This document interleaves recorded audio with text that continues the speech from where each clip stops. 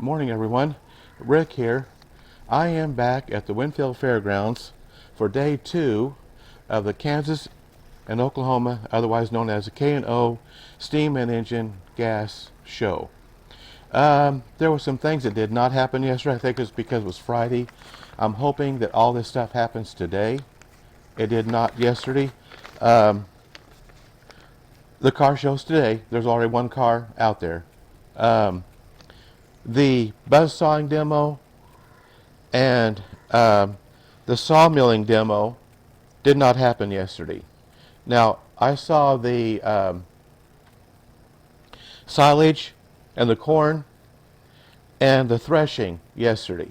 So hopefully there'll be more going on today. Like I said, it is Saturday morning, August the 19th, 2023. It is like 5 after 7. I'm really here early this morning. Yesterday I didn't get here till like 7:30. But I knew there was going to be busier today, so I wanted to get out here and get set up and get started. I'm hoping that they have the regular biscuits and gravy breakfast this morning. Now they might, and then again they may not. I don't know yet. It's still early. I think I may be the only one out here actually, other than the staff, of course. But I thought I'd do something a little bit different. I think I got most of the pictures taken yesterday. So I'm going to go around and take some different pictures if I can, of some different. And I thought I'd take pictures of the actual events, the demos going on, like still pictures besides the video. I thought about that too. The flag raising will be at 8 a.m. And then the craft show begins at 9. They're going to have silage cutting demo at 9, corn shelling demo and sawmilling demo at 9:30, threshing demo at 10, and the hay baling demo at 11. Now the threshing demo, that's one I really like to watch. That was one yesterday with a great big steam engine.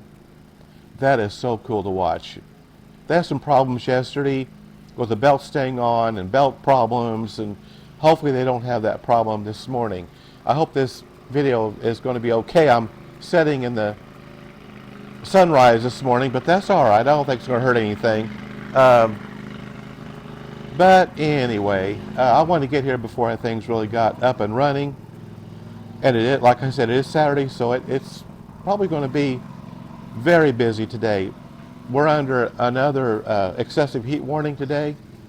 However, I'm going to probably try to be a little bit longer today, as there's a parade at 1 o'clock today. And there's another threshing demo at 2:30. So if the parade will last even just an hour, I'll probably stay and watch that again. I really enjoy that. I really do.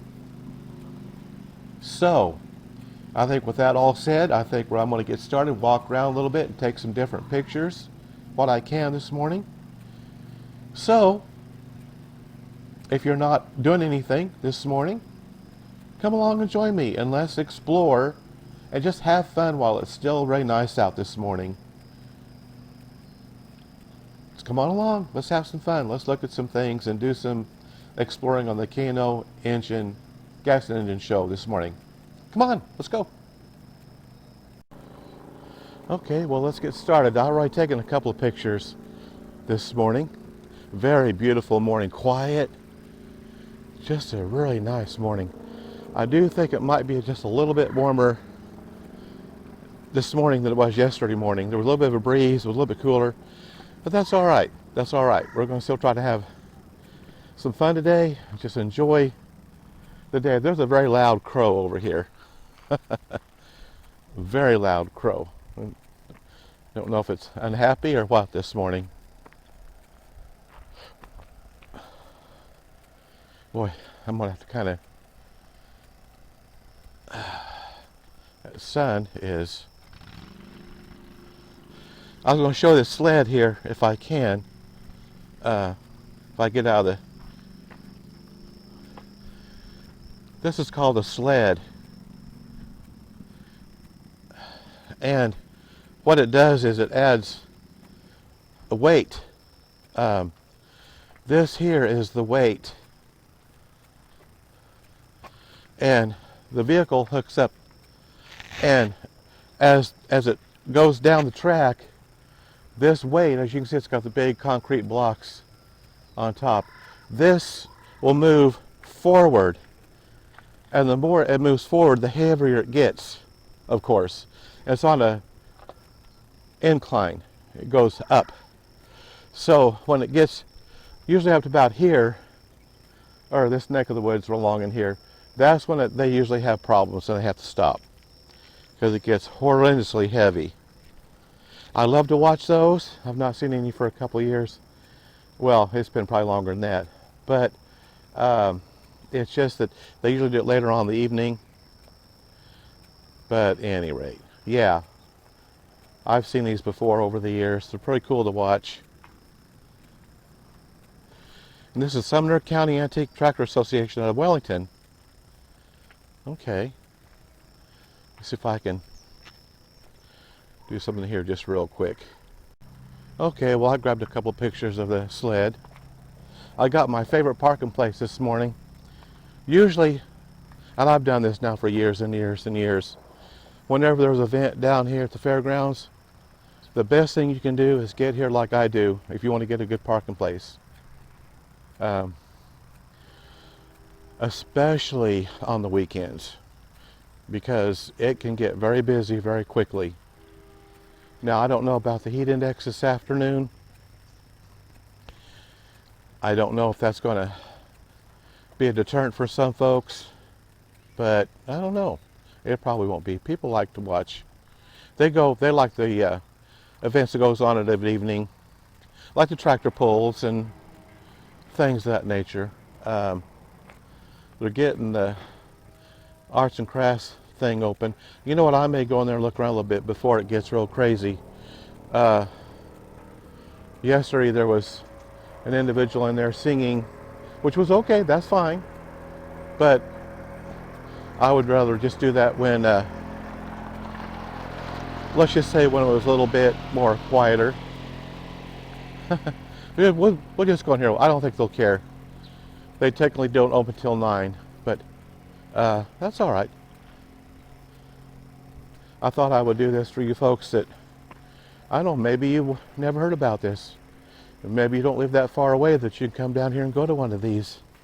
They usually hold them like the third weekend in August. And they have all kinds of stuff. T-shirts, of course, with the different logos on them. License plates. Just all kinds of stuff. Coasters. Cups, of course, coffee cups and camping cups. They've got camping cups this year. But yeah, of course, softball caps. All kinds of softball caps. And just all different kinds of, just whatever you're interested in. I was looking at these yesterday. These are kind of neat. These little paddle boards or whatever they might be that has like recipes on them. And I like these too. These were pretty cool. And I really like that one. I only smoke the good stuff. And then if you walk around on this side, they have even more. I mean, all kinds of these.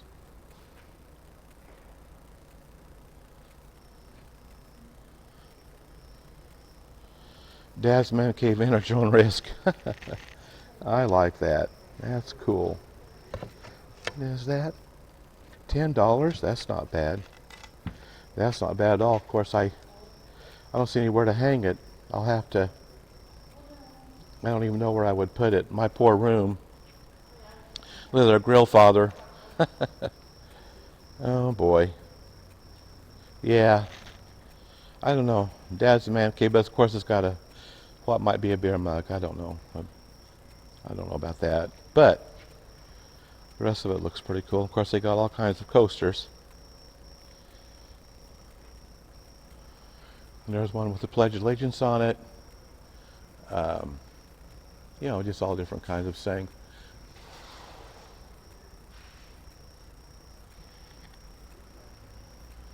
Let's go over and look at some of their license plates. They've got a ton of them. They got military ones, you know, and I love these. But I've already got a couple of their patriotic license plates now. So, but I mean, you just have to come down here and pick one out. And there's dozens and dozens of these.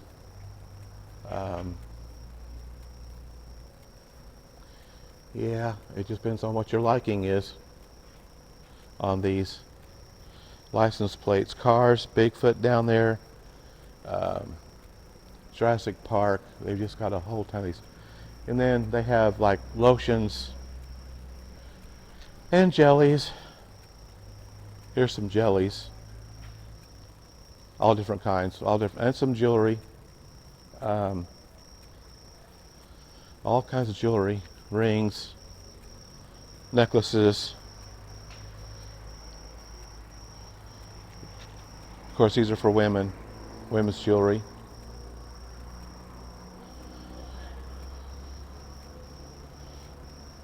This says Vanilla Shoe Fly Farm on it.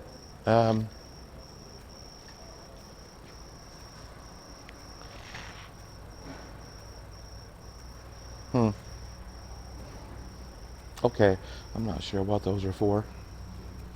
And of course they've got like kitchen, you know, towels that you can hang all over your stove. And then they've got some dinosaurs over here, plushie type dinosaurs for the kids. They're pretty good size. These are $35 a piece. Yeah, of course they're not even anywhere near being open, but I thought I would walk around here before they get crazy. There's a great big huge fan. The car show today, I'm hoping I can, I may have to mute that because usually they play really loud music on most car shows. Oh, I'll figure it out. We'll work it out. We'll work it out some way or another. Oh, here you go. Here's some. There's Looney Tunes. There's the Taz. And some Star Wars, maybe. I'm not real big on Star Wars. You know. But if you don't live too far from Winfield and you're not doing nothing today, come on down. This will be the big day. Saturday's always the bigger day for events, things going on. This is my 5th consecutive year, and I didn't even hardly even give this a thought. But I went one year just for the heck of it, and I really enjoyed it. Here's some purses. You know, and it's just some place to go, and it, you know, it's not real far away, of course, unless you live out of town, of course. But you know, and of course, they sell all kinds of die-cast farm equipment. And there's another one out there on the grounds, and that individual's got, oh gosh, hundreds of these. And then you've got your iron or metal. You know, there's a big snail. And here's this, like, this might be like a dragon or something. It's been here before. And it's pretty good size. But you can find just about anything, you know. There's the flowers over here. Flowers, butterflies. There's Bigfoot.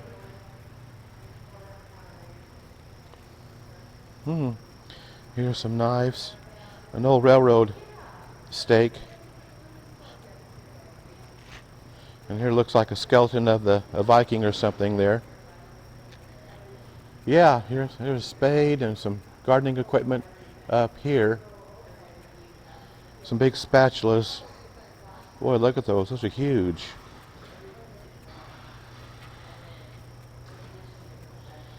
Yeah. There's a deer skeleton. Here's somebody on a feather, maybe, or something. Yeah. And then over here, there's a bunch of tools, if you're needing tools. These look like TV trays. They got all kinds of those. These is this cornhole game. We've got an air compressor setting over here. Well, that would come in handy. They want $125 for it. That's probably not too bad, but they got some tools over here. Toolbox sitting over there. Yep. It's power tools down there. Looks like they got the batteries with them. That's a nice thing about, because a lot of times you'll go to buy used power tools and they won't have the battery. Maybe that, I think people keep the batteries because that's the most expensive part of the power tool. You know, some of these batteries go like up to $200, or that neck of the woods, and we got some more tool cabinets. Well, I mean, you know, it just depends on what you're into, what you like.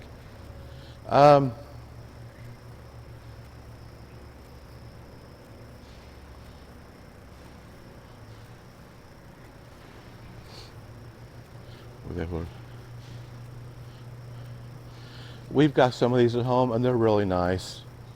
You know, you don't have to worry about them falling apart, of course, after, you know, use them for a little while. Well, we might go out here and look at I think there's a couple of cars sitting out here. We'll go take a look.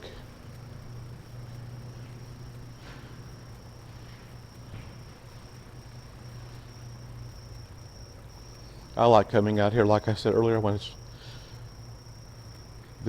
like this, it's really nice just to be able to walk around and enjoy the morning before things get crazy. And it might today.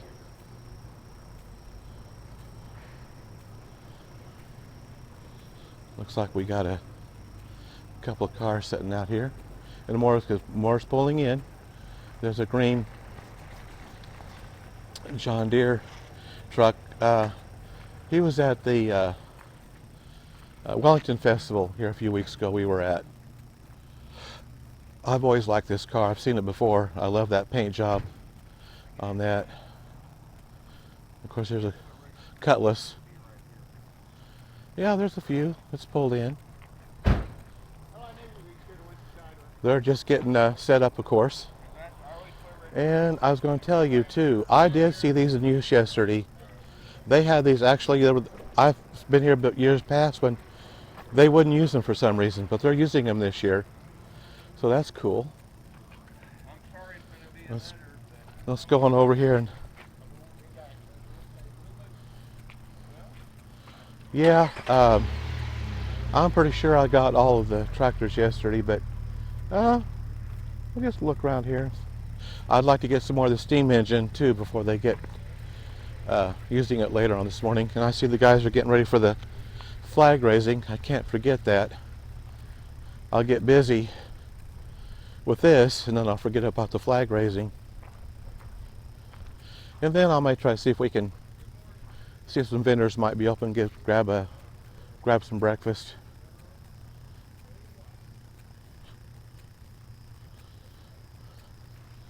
I am glad that it's hot, but it's been a wonderful weekend.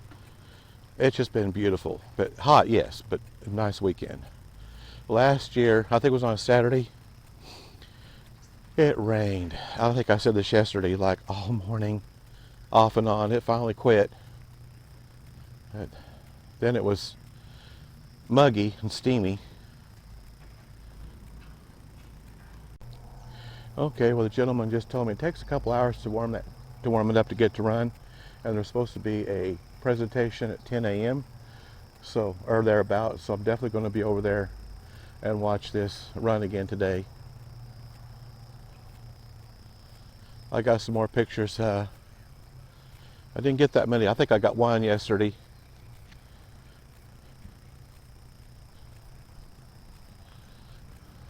we'll go over and look at this other vendor here real quick. We've got like a half an hour before the flag raising, so we're going to enjoy it. We're going to walk around here and just enjoy this beautiful morning.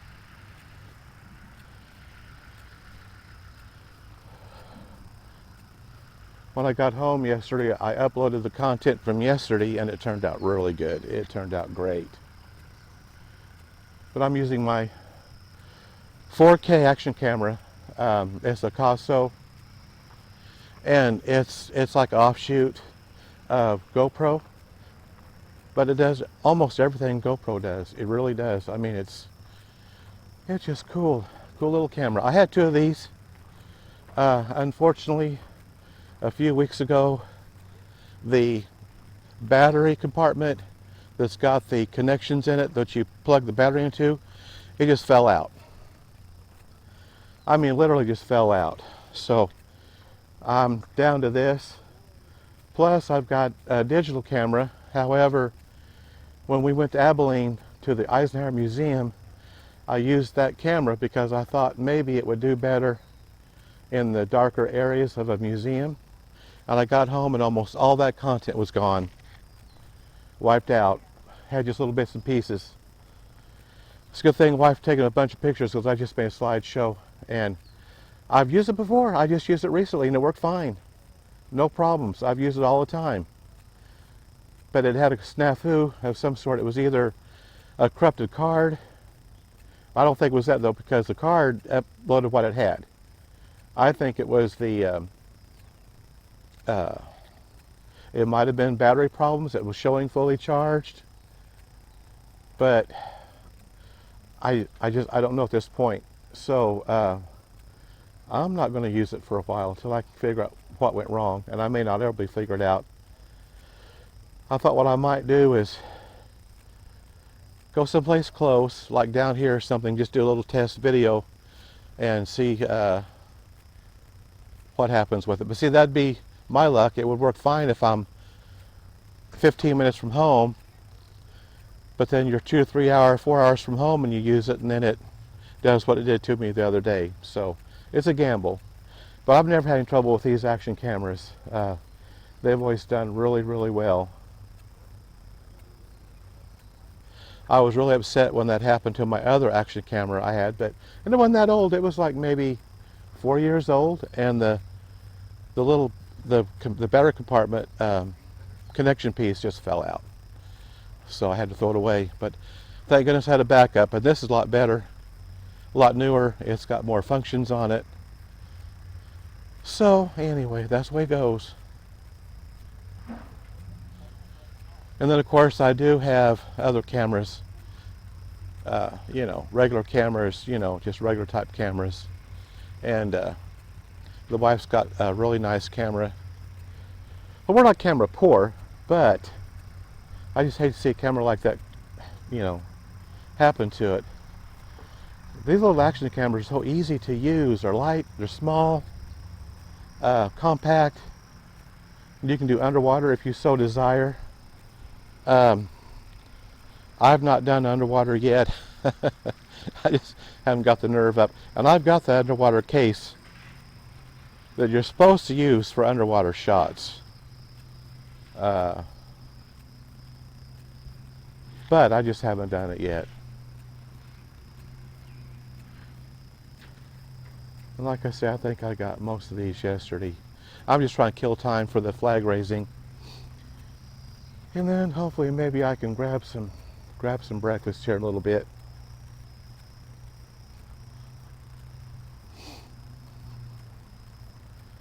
I thought with this being Saturday, they might have the 4-H building open and have the biscuits gravy like they did last year.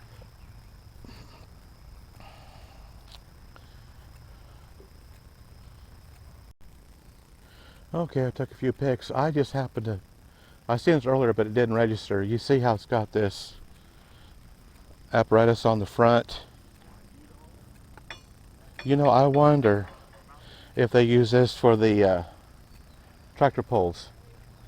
That would make perfect sense, because there's your weights on the front. I bet you they use this for tractor pulls. That just dawned on me. I just happened to see that. Thought I would mention that. That's sure what that looks like.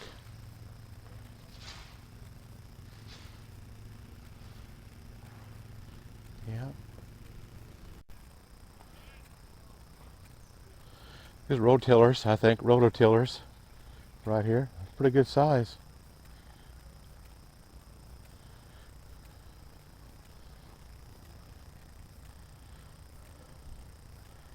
This says Whitewater, Kansas on it. I'm not sure what this is. I took some pictures of it. It's got a, here's of course where you would set. There's a rear view mirror over here. I'm not sure. Well, this is just something for fun, you know. Um, but other than that, I really don't know. Well, shoot. Let's be a little bit more time to kill. I was going to show you these model tractors that these individuals sell. And they've got a bunch of them too. I mean a ton. Look at this. I'm going to show you. Oh, they've got a great big wet vac over here for $5. That's a big one. I've got a wet vac. It's not nearly that big.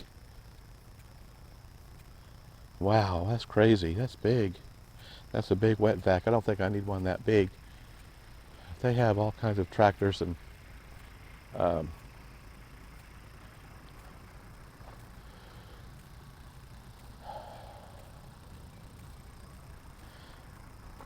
you might, somebody out there might enjoy collecting die-cast tractors.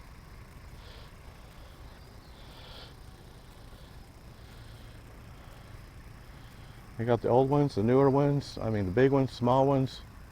Um, there's just a whole variety of these tractors.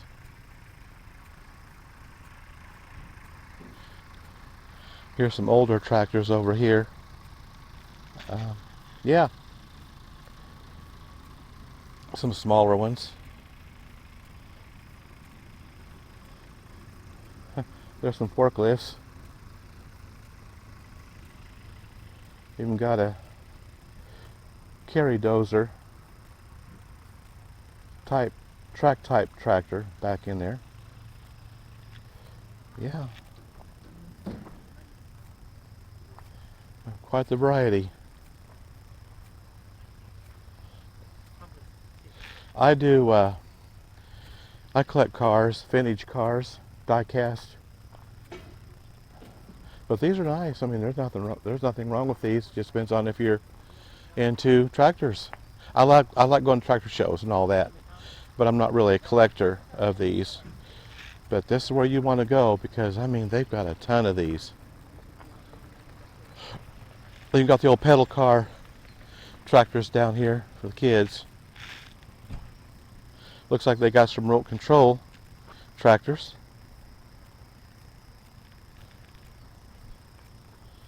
Yep, yep.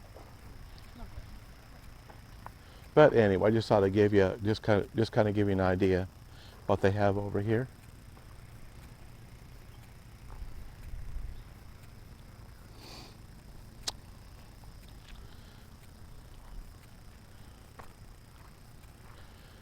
Oh, there's a lot more. There's a few more cars just pulled in. Maybe we'll walk over there real quick and take a look before the flag raising. Of course, it's a quarter till, so I got to be careful because they started yesterday.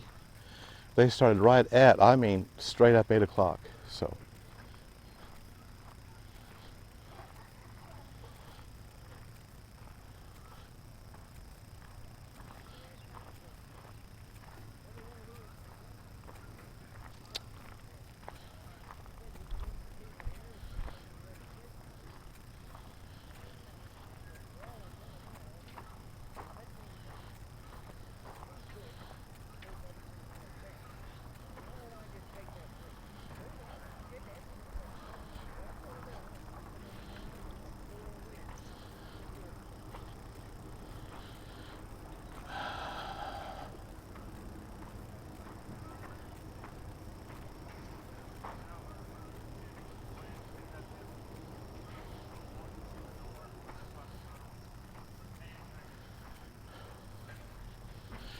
Yeah.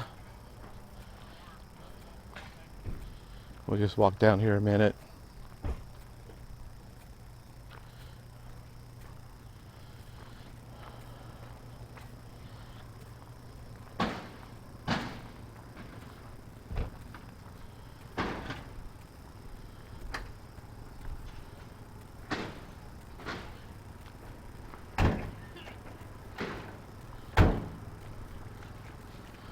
You know what I might do is just take pictures of these instead of doing a video. I mean, if they start playing the really loud music, that might be one way to solve that problem. And I can just incorporate it into the video.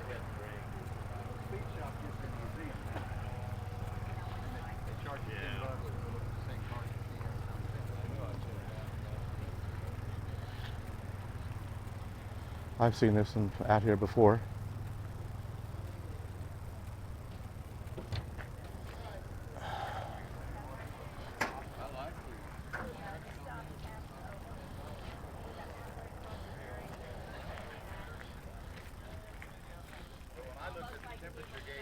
The Chevy station wagon. That's a really pretty, look at that shade of, that is really pretty. Hi. Hi. Just fine. That is beautiful. Look at that. That is really sharp. Yeah, an old Chevy station wagon.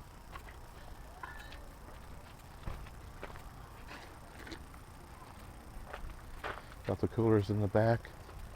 Carpeted. Boy, really nice.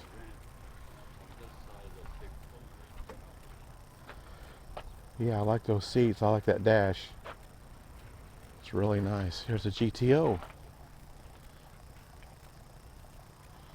GTO Pontiac.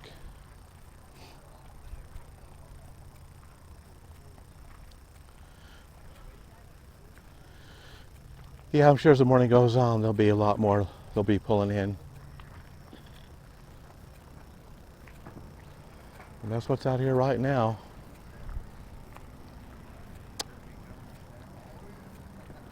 Tell you what, we'll go back over to the, get ready for the flag raising. Yeah.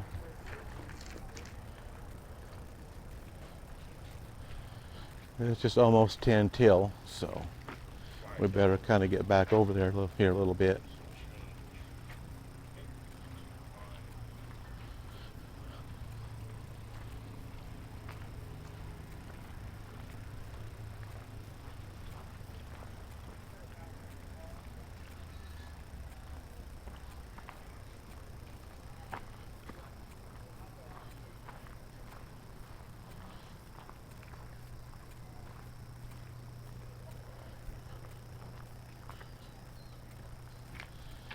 Okay, well, maybe we just kind of hang around here and wait for the flag raising ceremony.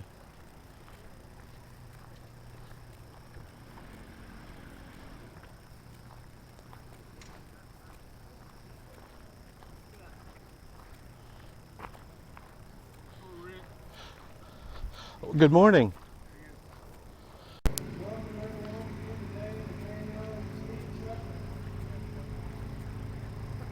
Yeah, I think we're getting ready for the flag raising ceremony.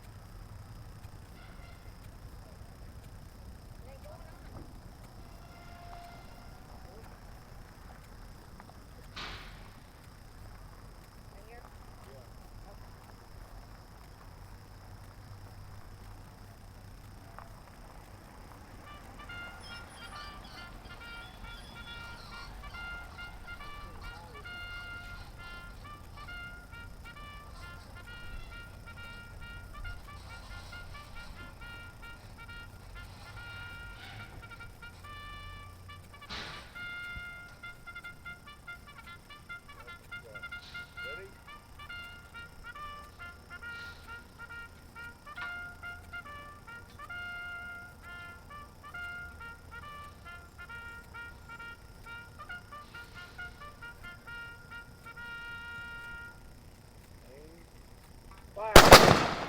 Reload. Aim. Fire. Reload. Aim. Fire. Dismiss.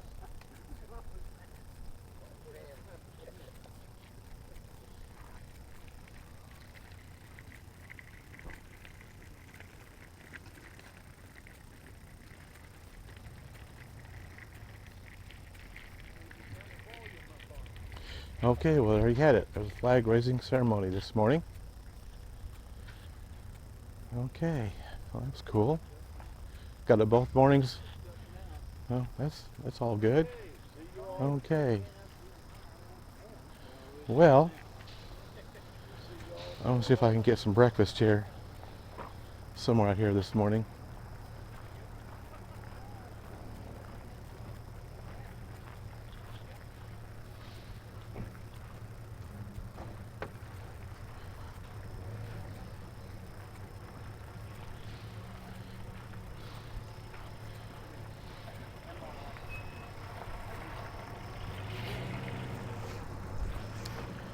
And I don't know, I'll walk over here, but it don't look like they're gonna have the biscuits gravy this year.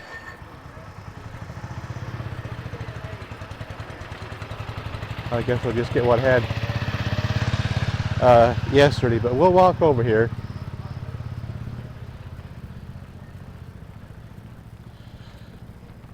Just to make sure. It just doesn't look like they're gonna do it this year for some reason.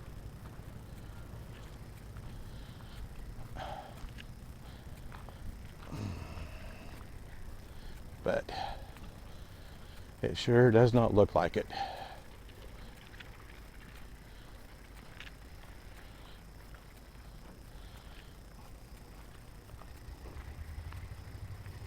No, there's nobody over here at all. Nope.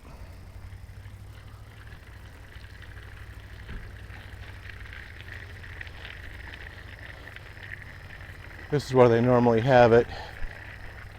I mean the breakfast. But no. Nope. I'd like to know why they stopped doing it, at least this year. I don't know. That's kind of weird. Okay. Well, all right. We'll be back in a little bit. Okay. Well, there's a few more cars out here. Let's go take a look. We've already seen these.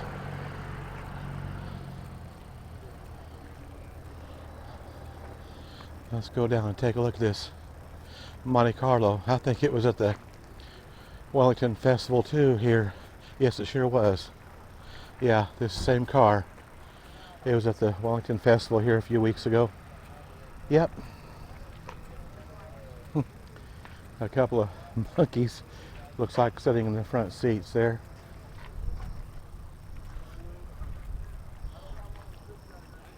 Oh yeah.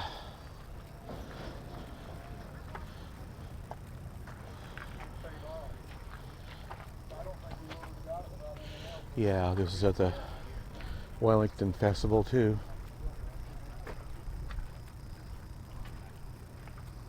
Mm-hmm. Yeah. Really nice.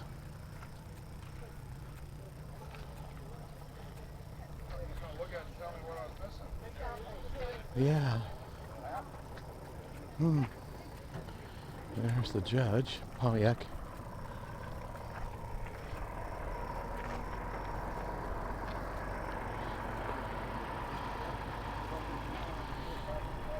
I think it was out there, Wellington too. Festival. I think all these were. Yeah, this one too. I remember this one. Just a few weeks ago. Yep, sure was. Okay. Well, they've not started loud music yet, but it'll probably start back up here in a little bit. But I've got these.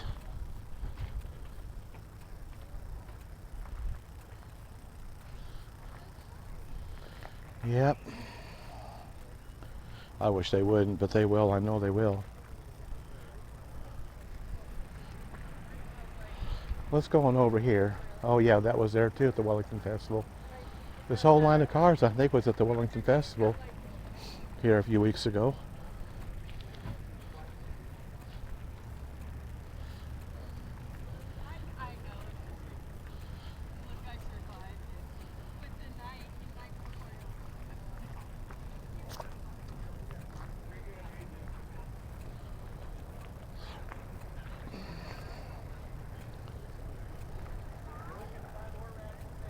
I'm going to grab a few pics here just real quick.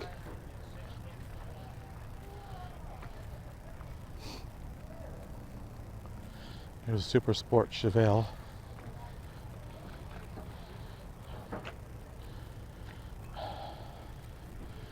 Wow. Got that big 396 engine in it. Look at that engine. Turbojet, 375 horsepower. Boy, one powerful engine. It'll get up and run.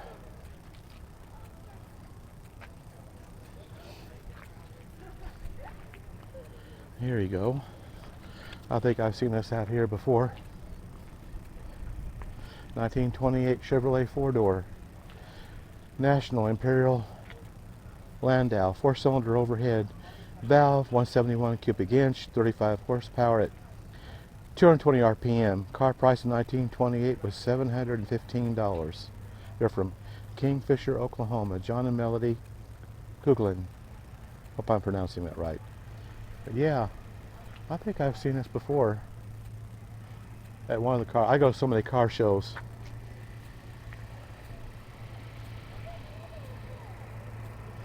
Okay. Okay, well, there's another several cars pulled in. Oh, Chevy pickup. I had one like it one time. I wish I would have kept it.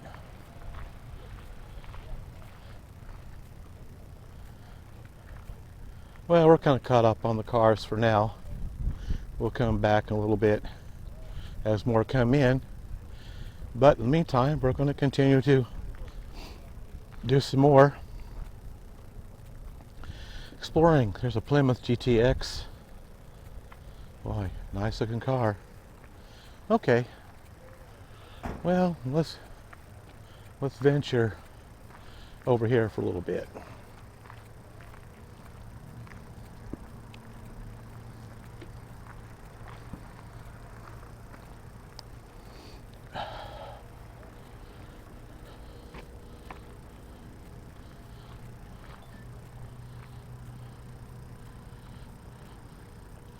Tell you what I might do when there's, before some of these demonstrations get started, I'll take some pics. I don't think I did that yesterday.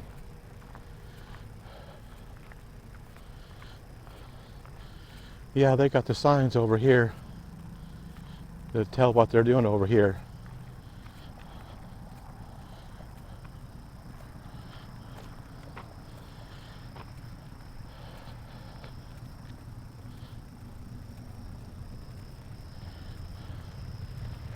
You got the threshing, the hay baling,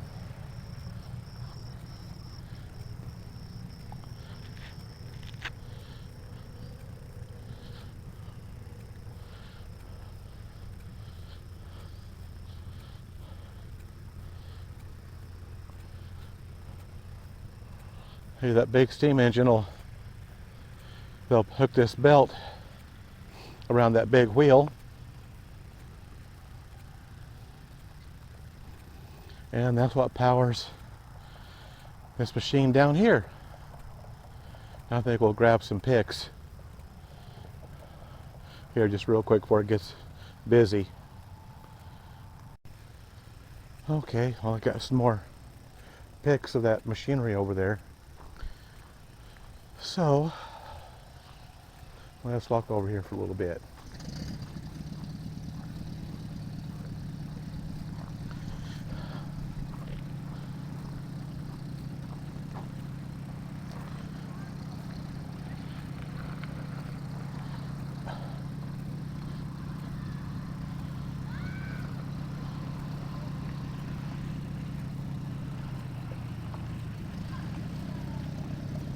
That kid's going to take a tractor for a ride.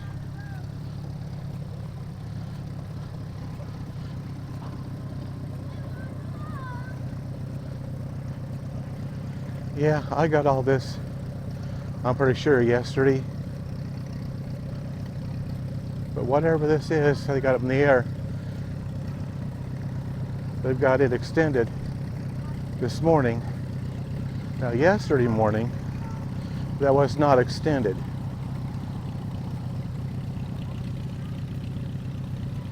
Oh, looks like that might be a platform up there. I'm pretty sure it was here yesterday. I was going to show you something. Yesterday, I was saying that this vehicle over here was a Packard. And I went on the internet and I found a picture of one. Now, it may not match up exactly, but however, I was going to show you something here once I get this picture up, and if you can see it. And I don't think you're going to be able to see it. I was going to try something, and I don't think it's going to work. I was looking at a Packard in it, and it's got the headlights and the bumper almost match. The bumper's a little bit different. I don't know if I can get. I was going to try to let you look at it on the picture I took. However, it's too. No, it's not going. You can't see it. Okay, I may try to insert this into the videos, or when I do a photo montage, I'll show you what this looked like, what it's supposed to look like. And I matched it up. It's almost identical. The bumper is a little bit different, but everything else looks pretty close. I really thought I could show you that this morning, but it's just not going to come out. I noticed yesterday they put a newer style radio in it. Now, whether that radio works or not, I don't know. But that is the original steering wheel, Packard steering wheel. And those are Packard hubcaps. Now, the only difference of the one I found online, these here were spread a little bit further apart, but the headlights and the grille look about the same. That's the closest I could get, but you get the general idea. So what I might try to do when I upload is I'm going to try to insert this picture, or I'll just do a photo montage and show you the difference of what it looked like when it was in its prime.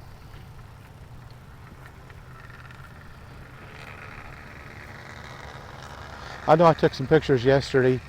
I'm pretty sure I took some pictures yesterday. Okay, well, I got a few more pics with the arm extended and of the Packard over here. You know, like I said, I'll try to insert or put a picture of the one in on the photo montage if I can. But these were really very beautiful cars. And I think I did get this yesterday, this old Caterpillar, big old Caterpillar. Okay, well, I think we're going to go on here. Um, just walk around here a little bit. Waiting on the says supposed to start at 10. Well, it's a quarter till 10. So if they get that thing fired up, I'll tape it as it's driving over here. It's really something to see. I've done that before. I think I've done that last year. I got them when they were driving it from over here on this side. It's where they actually do the thrashing demonstration. I might kind of walk over there and see what they're doing. If it starts at 10, which he said it did, it should be getting ready to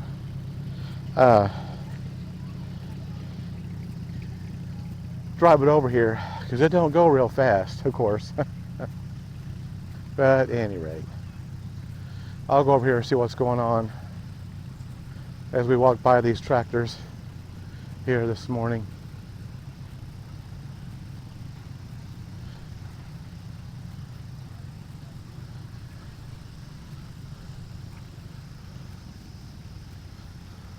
I always kind of like this middle section right here because of the trees.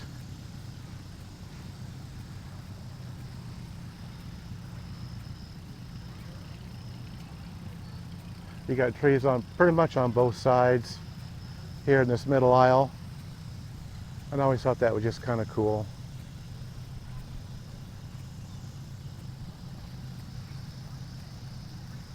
Very pretty morning.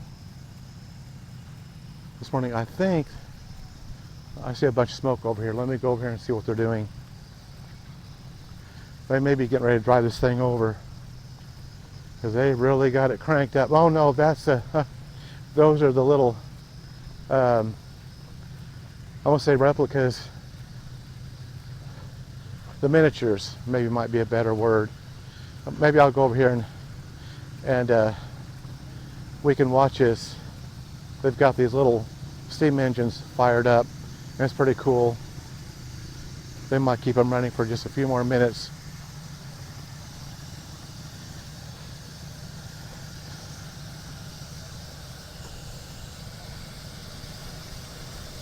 Of course, there's the big steam engine right there, and then here's the little miniature ones.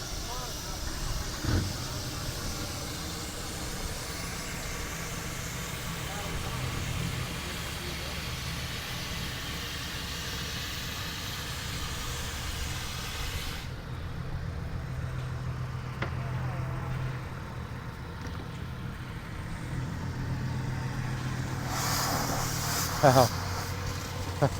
That is so cool. Look at that. And I believe, look at that. That is so cool. I think they're getting ready to get this thing, drive it over there. I did that, I think last year. I actually followed them over as they drove it to their demonstration location, I think last year. It's really fun to watch it go along. I think they may be getting ready. You can see the water pouring out. Yeah, it looks like it. That is really cool though. I like that.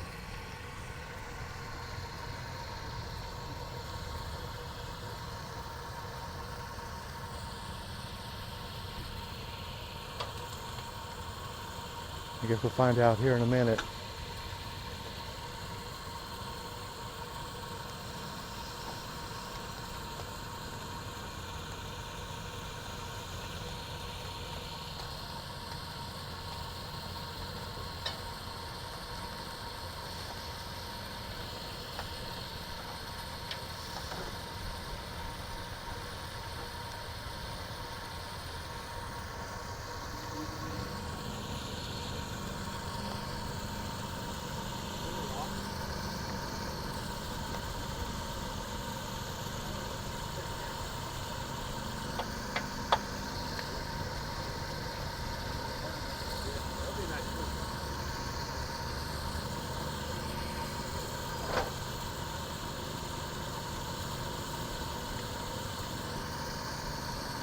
think I'm going to walk around over here real quick because I want to be where I can follow them.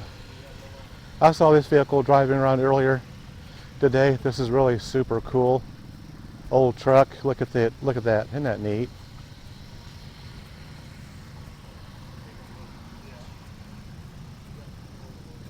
Huh.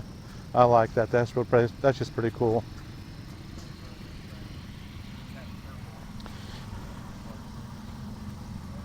There's the engine.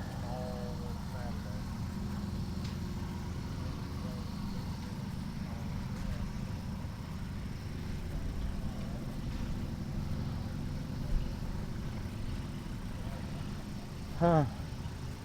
I like that. That's cool. That sign says Acme Propane. Huh. I just wonder if that's... Actually, I don't think it is. I think that's just a sign. I don't know though. It could be.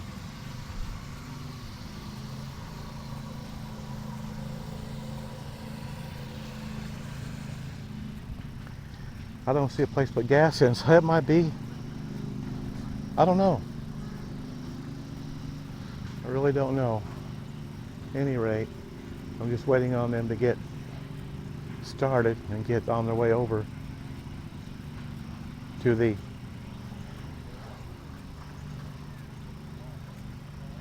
demonstration area. It looks like they're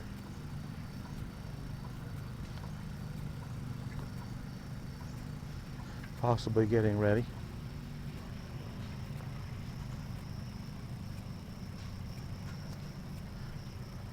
Okay, hold on just a second. Okay, all right. I looked at my watch wrong. It's only 9 o'clock, not 10. But we got about another hour. Although some of these activities are supposed to start at 9:30. So we'll see here in a minute. Oh, here goes this Packard. Now that's the first time I've actually seen it run. That's that Packard. I've never seen it actually run before. I just assumed it did. Okay, now we can kind of get, had to change out a battery, and then had to make sure my microphone's plugged in. So now I think I'm good again. Wowee. Whew. Here I was trying to scramble around and get this battery changed out, and I looked at my watch and it was like 5 till 9, and I was like, man. It is a lot. Well, not a lot, but it's getting there. It's getting kind of busy this morning. A lot more people. There'll be more as the day wears on, but that's all right.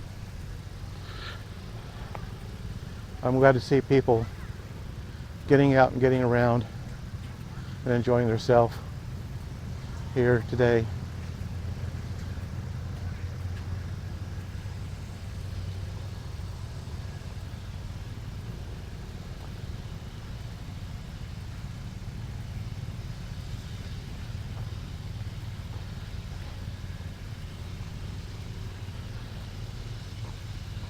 No, I had my camera on photo instead of video, and I got a setting on there. I couldn't figure out what in the world, why it was on that setting, because it was already on.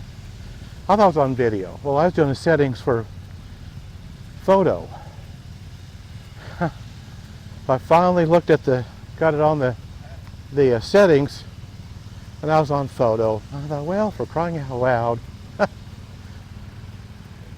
I think I got it all ironed out. Boy, howdy. Like, man. Well, we can walk back over and see if there's any more new cars, or, more cars in for the car show.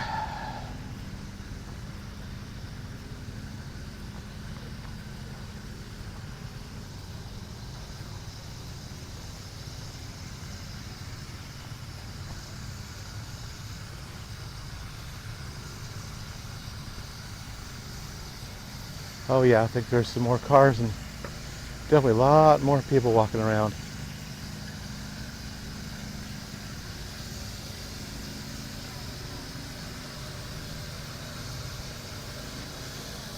I've seen this before, and it looks like some kind of a scale, and somebody's got some kind of meat setting there. I don't know what that is.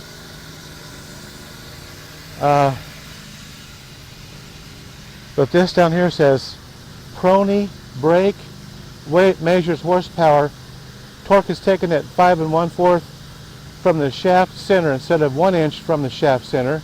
Above example, 2781 pound torque is divided by 5.25, reads 529.714 on the scale.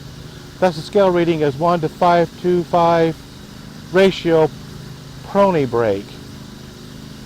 Okay, that's over my head. I don't know. Okay, we're going to venture forth here.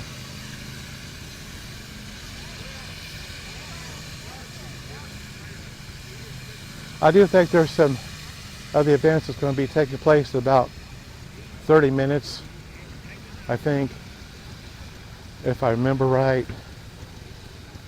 Well, let's just go over here for a few minutes and see what's going on over here at the car show. Now see, here are the two demonstrations that's going to be starting up here in a little bit, and we did get to watch these yesterday.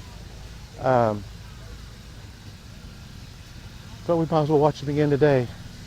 But they should be starting up here pretty soon. And it's supposed to do the saw demonstrations and 2 today, but I guess we'll find out. I don't see any evidence of that being set up yet. They're not even out here. Not that I can see, so I don't know if they're just not going to do it. It's in the schedule, but I sure don't see anything as of yet. Well, we got playtime here. We can continue to look around here a little bit.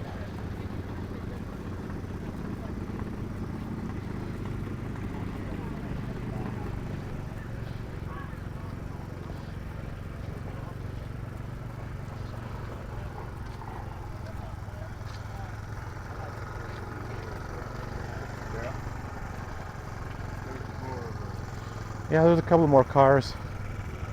Over here, an old pickup, and it looks like a Z28 Camaro has pulled in.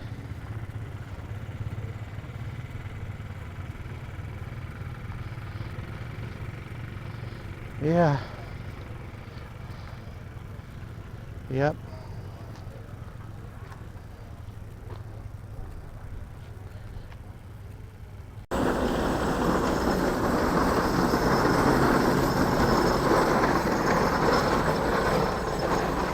Well, I timed that just right.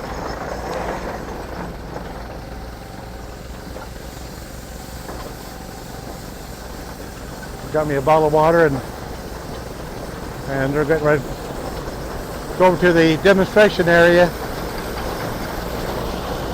Boy, I timed that just right.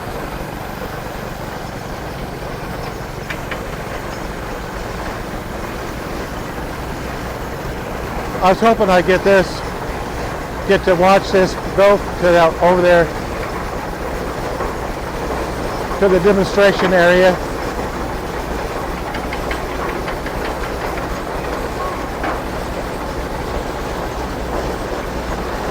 Excuse me.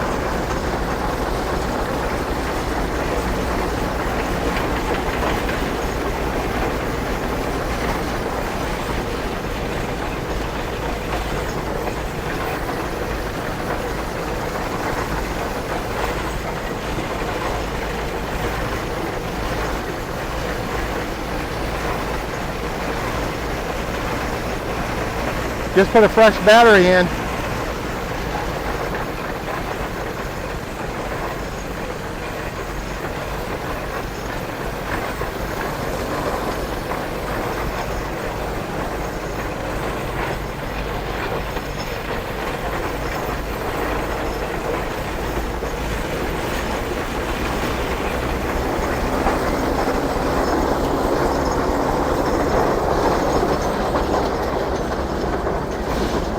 Doggone.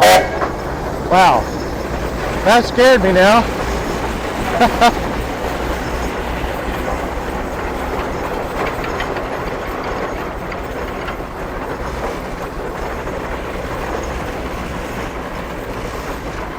That whistle's loud.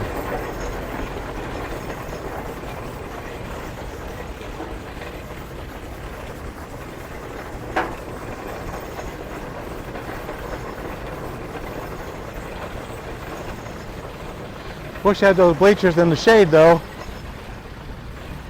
That'd be nice. There's no shade out here.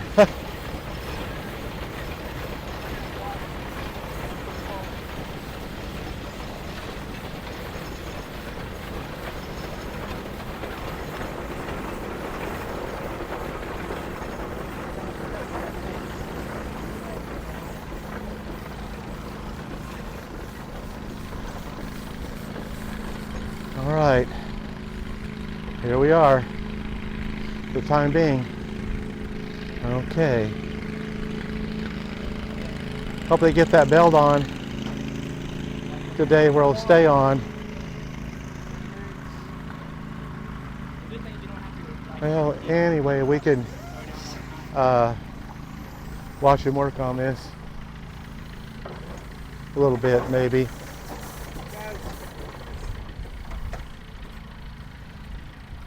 Okay. Watch him put this belt on. I know I had numerous problems with that yesterday. That belt staying on. Maybe they'll get it going today and they won't have to worry about the belt falling off all the time this morning. So he's where I would be. He's doing the steering. Oh boy. Yep.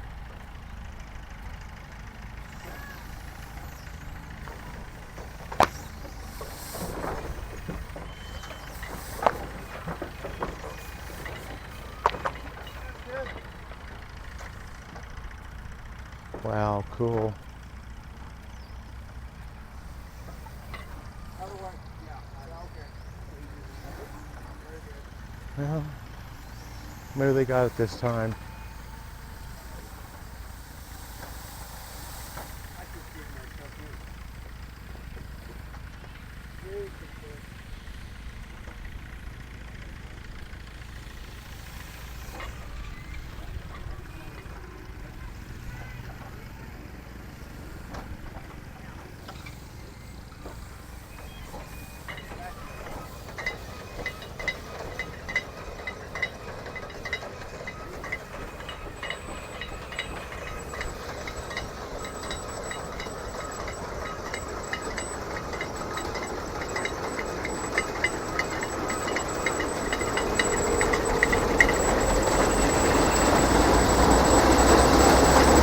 Wow.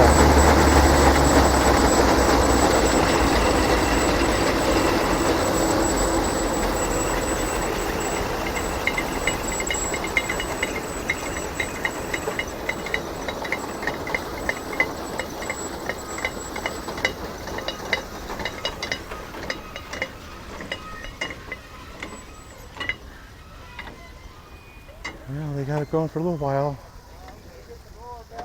Okay, I think we'll take a little bit of a break here, just for a little bit.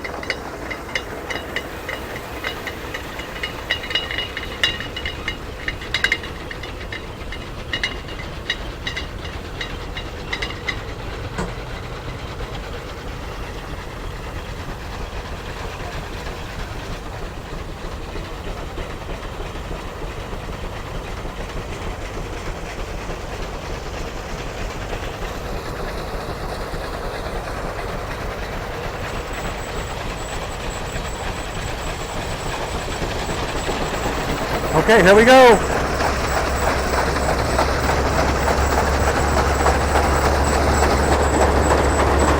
We're starting up a little early.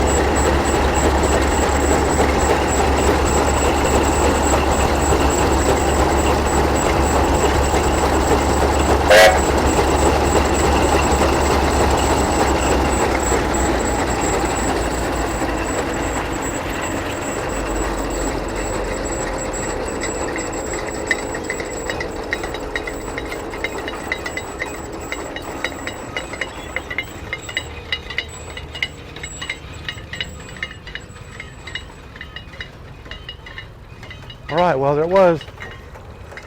Looks like that got most of the hay done. Most of it done. I don't think there's another one now till 2:30 this afternoon. They got pretty much all of it. Oh, that is so fun to watch. Yeah, that was really cool.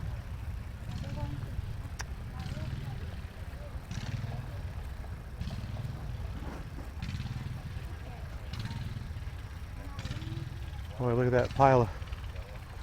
Boy, yeah, it's huge. Look at all that.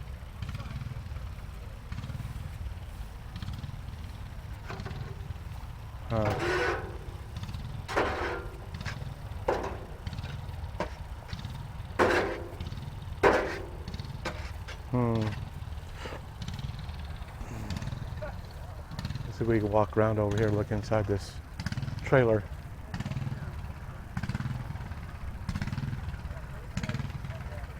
Okay, well, I think that's all of it for right now. I'll go see if there's any other events going on, and then we'll go from there. Take a peek inside here real quick.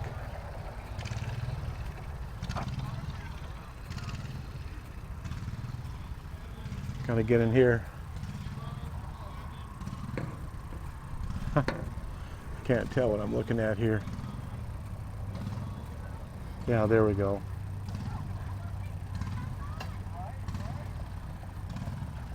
Okay.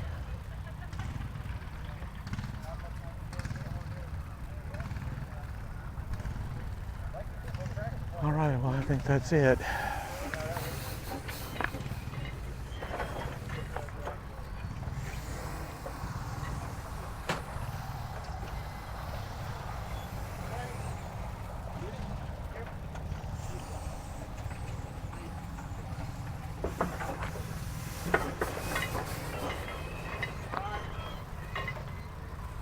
Well, that belt looks like it's pretty worn too.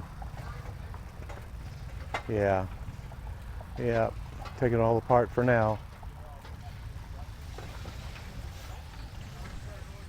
Well, there's supposed to be another one at 2:30. I don't know.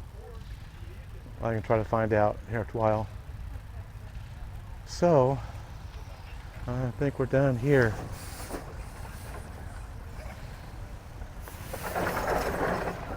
Boy, howdy. Oh.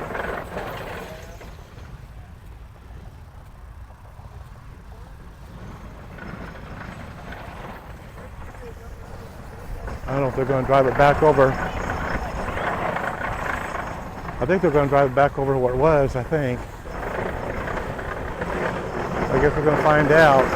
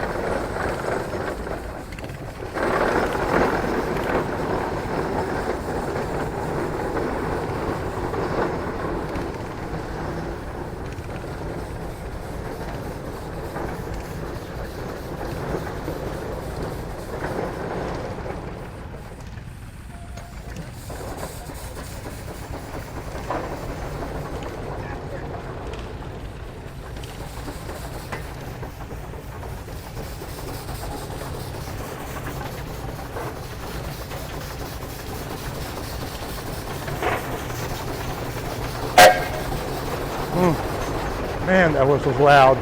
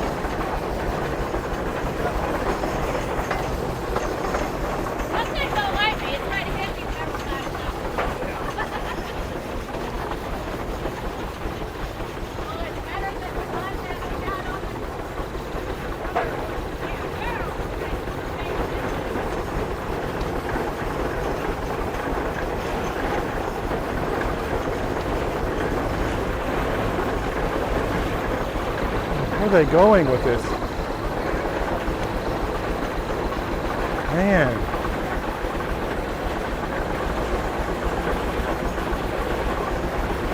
Huh.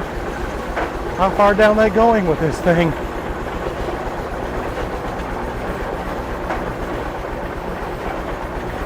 Wowee. They just keep going and going and going. What are they doing? Wow. Well, I don't know. How about they would have stopped a long time ago somewhere?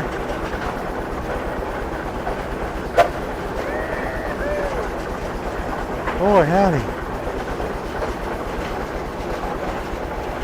Where are they going? Oh, you know what? No, now they're turning this way.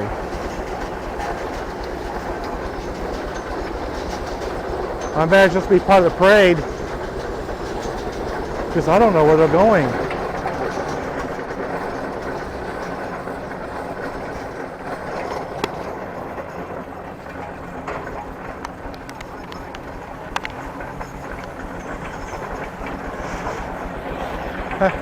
Taking a little drive, I guess.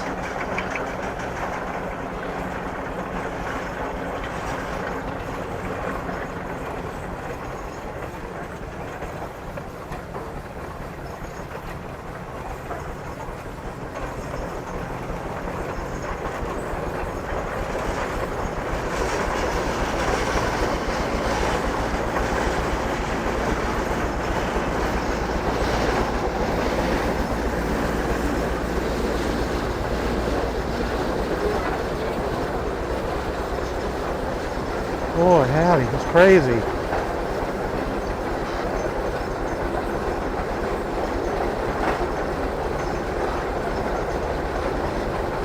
Boy, howdy.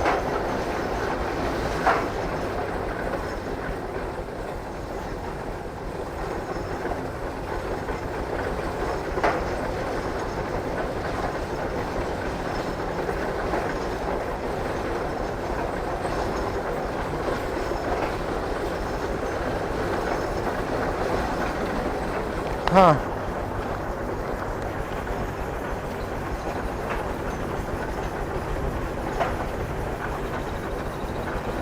Wowee.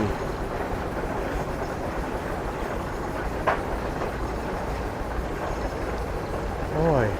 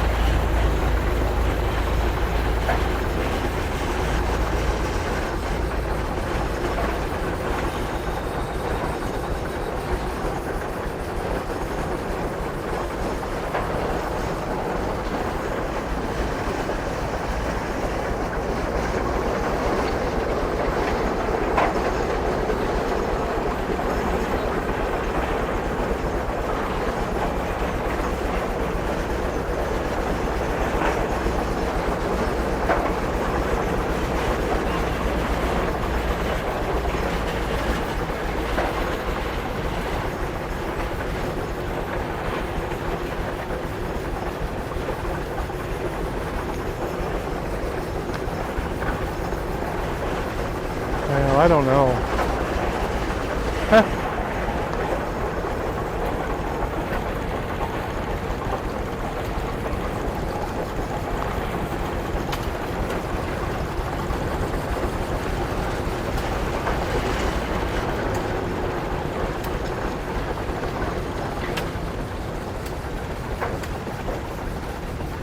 When I get my exercise today, I'll tell you.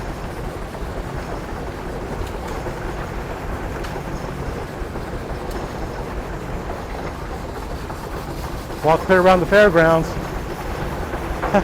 It's still going.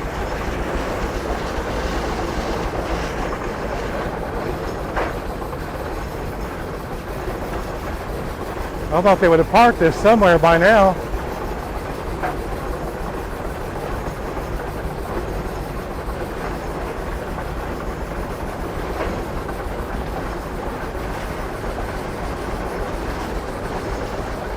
Huh.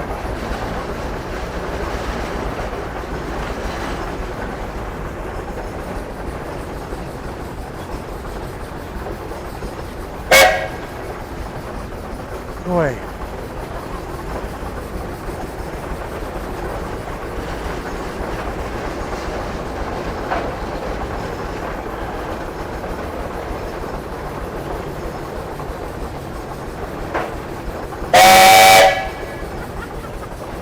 My goodness.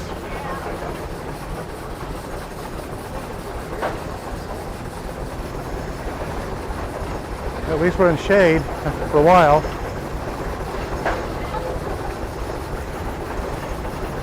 I honestly don't know where they're going.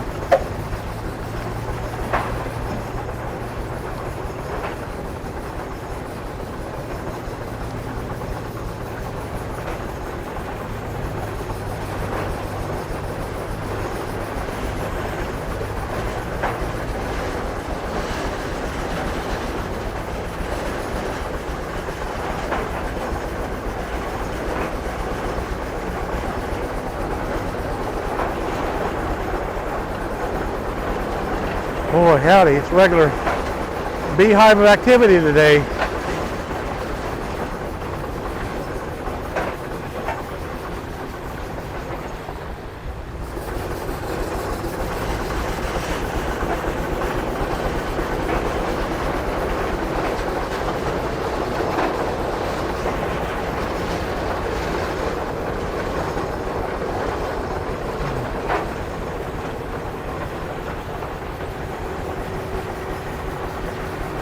Boy, howdy. Well, I don't know.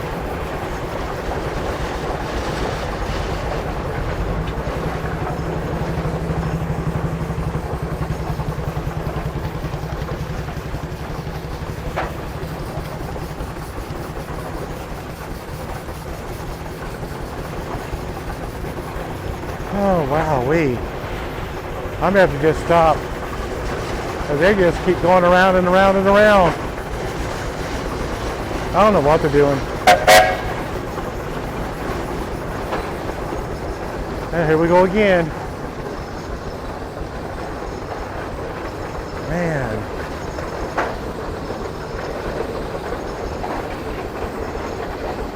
Well, I don't know. I guess I shouldn't have done this. I don't know where they're going.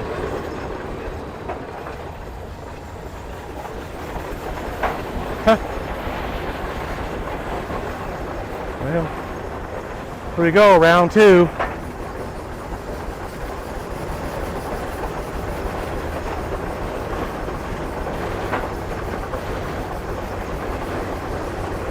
Huh.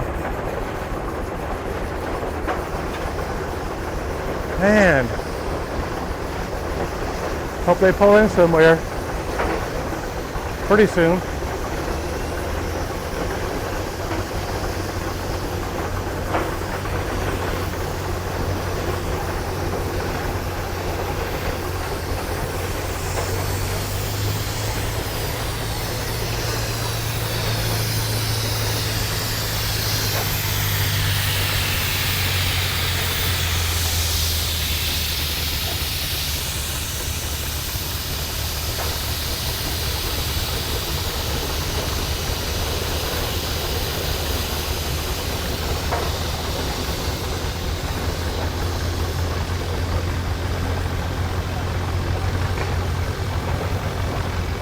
Oh, they're finally going to pull in. Oh my gosh. Ooh-wee. Well, I got a little bit of exercise in. Man.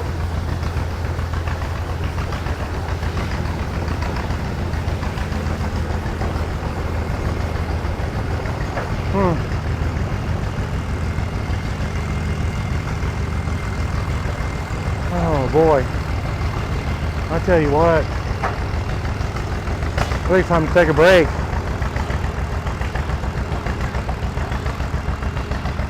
Wow-wee. Well, that was interesting.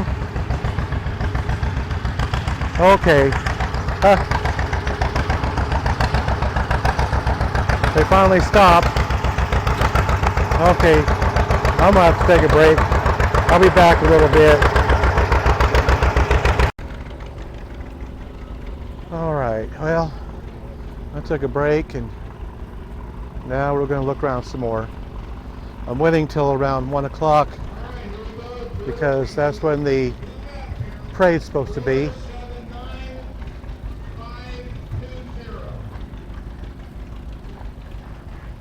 Boy. Boy. That's a tiny bike.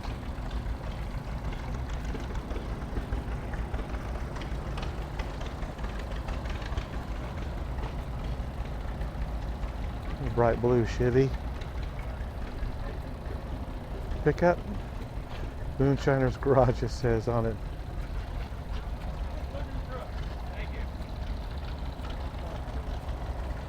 Well,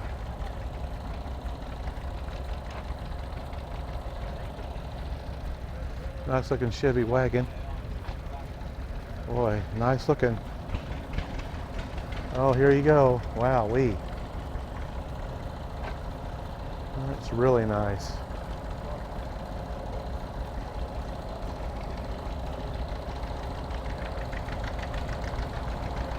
Cutlass Oldsmobile. Well, there's a few more cars sitting around. We'll go ahead and take a look at the rest of them. Boy, I tell you what, that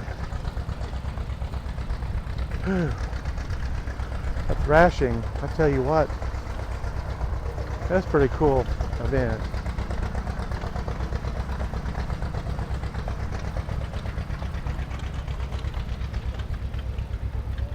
Of course, I followed the steam engine around.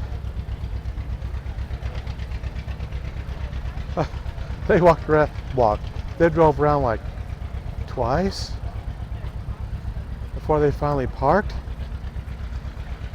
Man.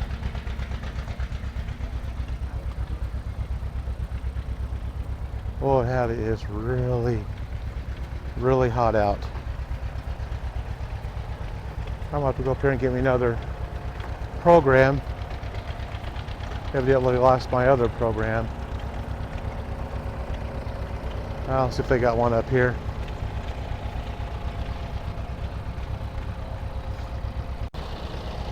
Okay, well, I got me another program. Let's go down and see if anything's going on down here at the other events down here. I did bring one thing today. Boy.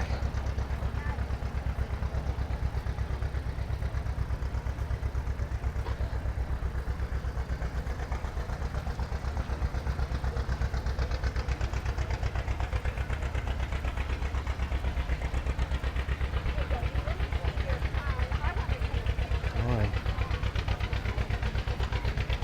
That's a pretty red Ford pickup. Boy. That is really pretty. Wow. I like that. Yeah, Firebird. I tell you what, I don't know who's got that tractor over there, but they've been sitting there for an hour with that tractor running over there. That thing's loud. I can hear it all the way in the barn in there, sitting down, taking a break for a little while. Okay, got 2 more numbers here. Okay, we're going to go on. 172 and 083. They really need to turn that thing off.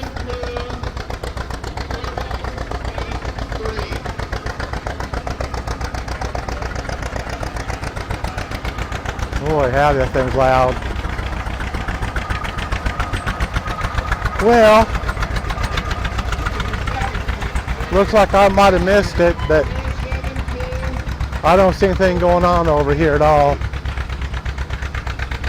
course, I was taking a break. I had to. I really did. I had to take a break. Oh, wee.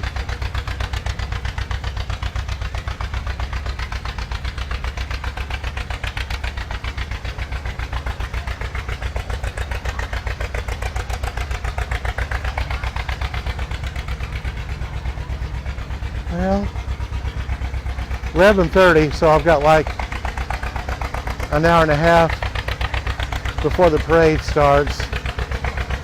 So, man.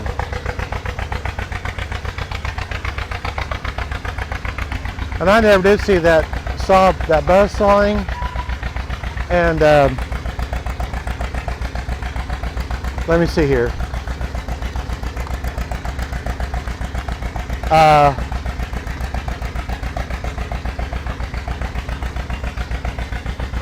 Well, now wait a minute.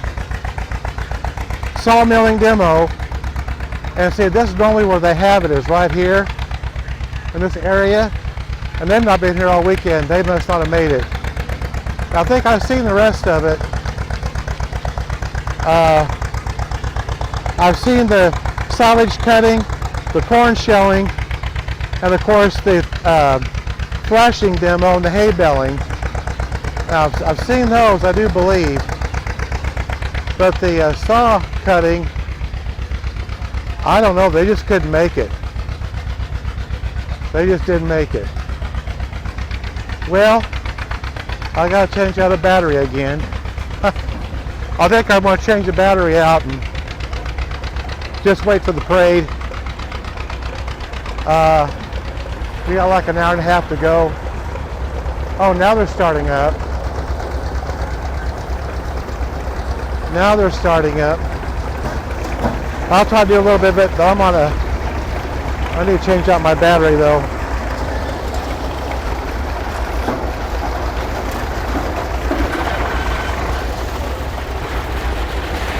Boy, look at that. That bucket's full.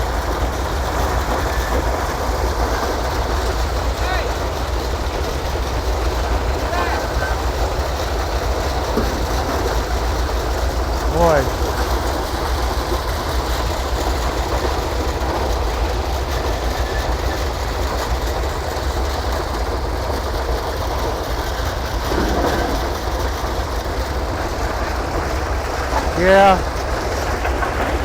Yeah, I seen this yesterday. Wish I could. I may just try to find a place to change the battery out here in the shade. They got the bleachers setting out in the sun. That's crazy. Well, I don't know. What's going on over here?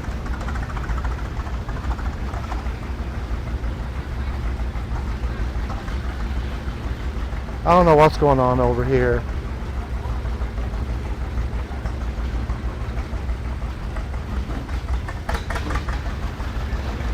Well, walk over here for just a minute. See what they're doing over here.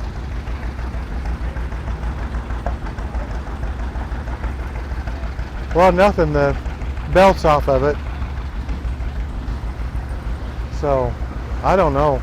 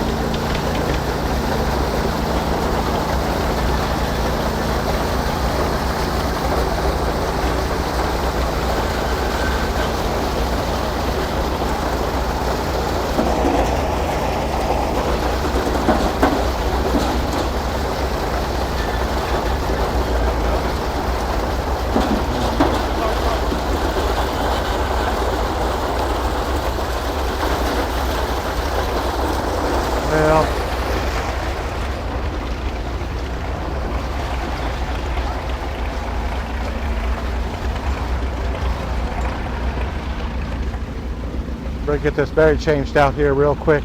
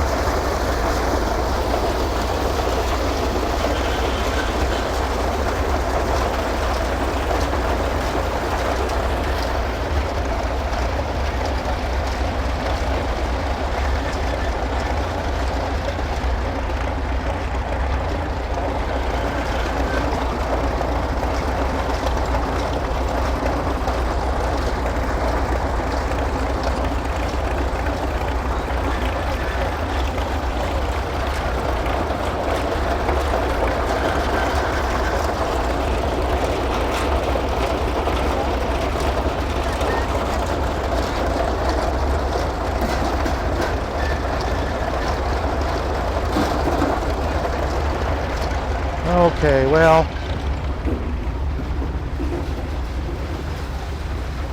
I guess we're going to go on. We seen this one yesterday, and we seen this one yesterday as well.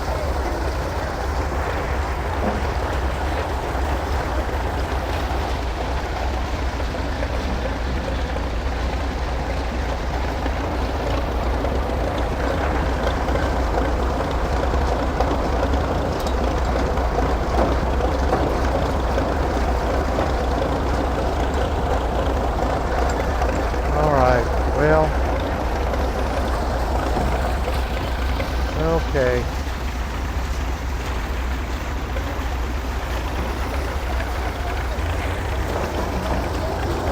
I just hope we're on time for this parade.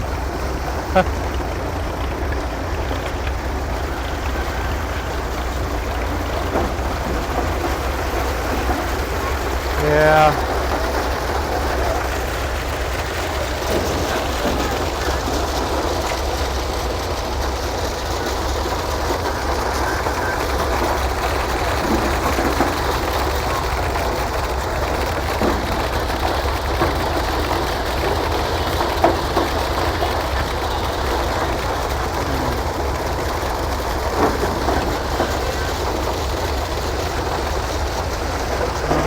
Well,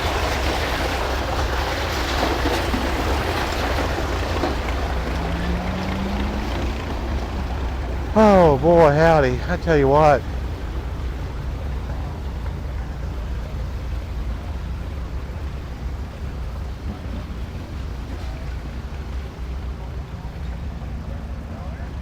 Well, I think I'm going to go back in the barn in there.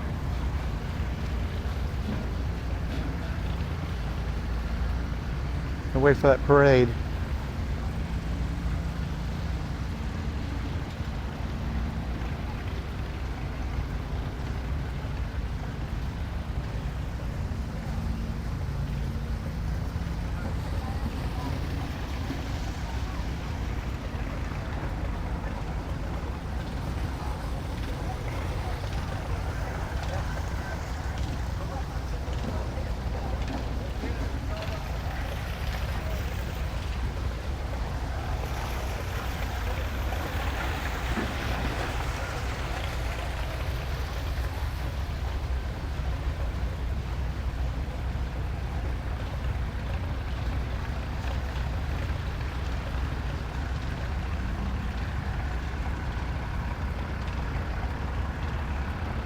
I don't know how long the parade will be. It could only be a few minutes, and Or it might be half an hour. Who knows?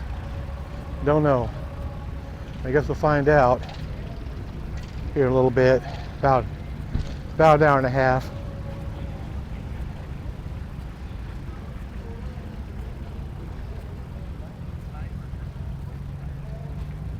All right. This year we are featuring Minneapolis Moline. You're thinking there's not a very good turnout here, and you are correct. When you say Minneapolis Moline in Winfield, Kansas, you better say the Smith name with it.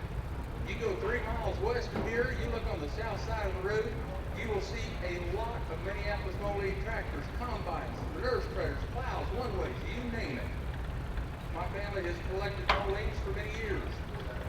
In the last years of his life, my father and I went to North Dakota, the far northwest corner, to pick up a couple of one-ways. We were out in the middle of nowhere, and a man that was loading us said, as you go over there to that intersection, and cross that intersection, you'll be in Canada. I told my father, let's go up there and walk across the line, we can see that we've been to Canada. My father looked north for a while, he's silent. He said, well, if this country wants to defend it, that's the only reason I will ever leave it again. Veterans, please stand up. Oh. Do we have any veterans up there? We have one in the back. Show that man some appreciation.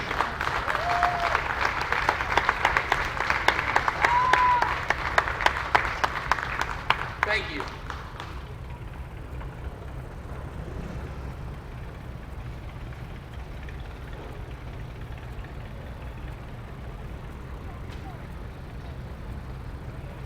Please stand for our national anthem.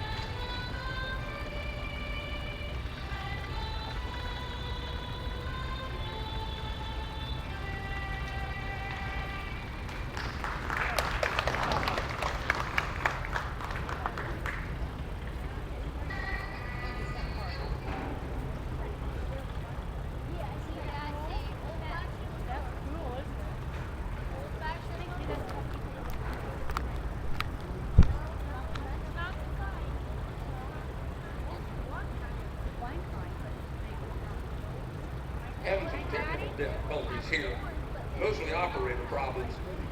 For many years, the Fusey family has carried the flags through this parade. Today, Marion Fusey carries the colors through for us. This is 1937 IHCF 20. Marion grew up on this tractor. It was bought in 1951 for $100.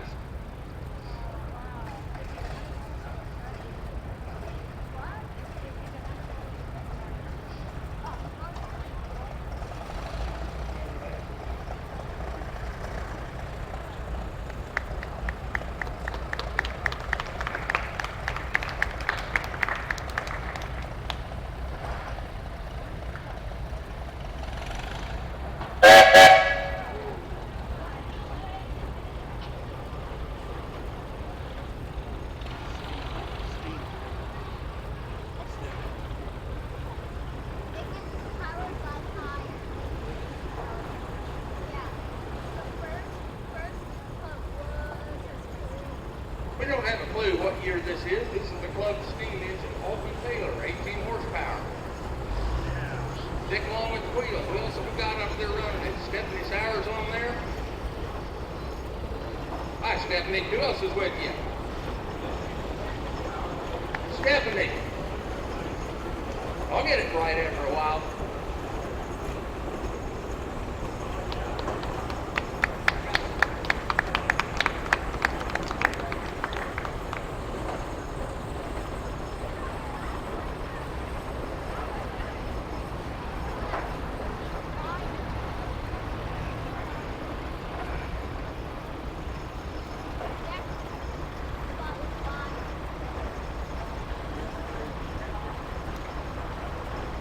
This is the feature tractor this year.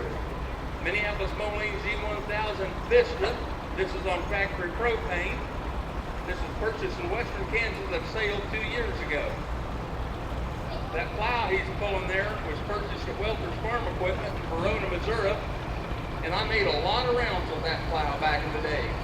Eric Finch, Overbrook, Kansas, came down here to drive this for me. Thank you, Eric.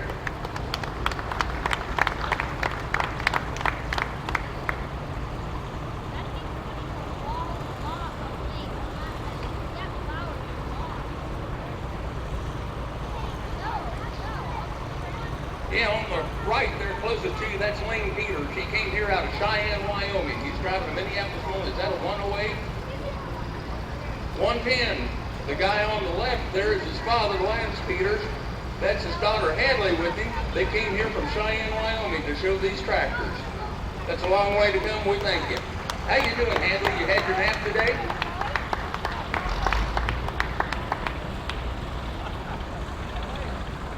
Curtis Rink, Goddard, Kansas. 1938 Minneapolis Moline UDLX. This tractor was ahead of its time. He says the air conditioner doesn't work too good in it.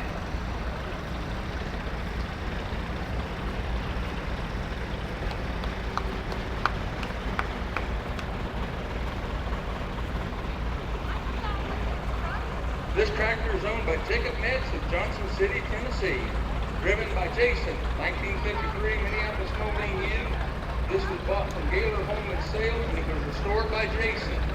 That manure spreader he's pulling along there with him, I believe Jacob restored that 1 year for a contest. Yeah, I know, I gave it to him because I didn't want to have to shovel it full of manure. Not that I don't have enough to go around. Who's on there?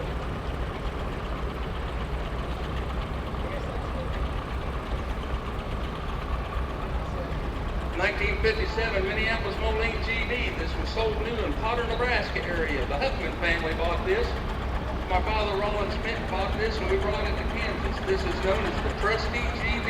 It will start no matter what. Jason. Logan Metz. Who is? Which one of the Metz are you?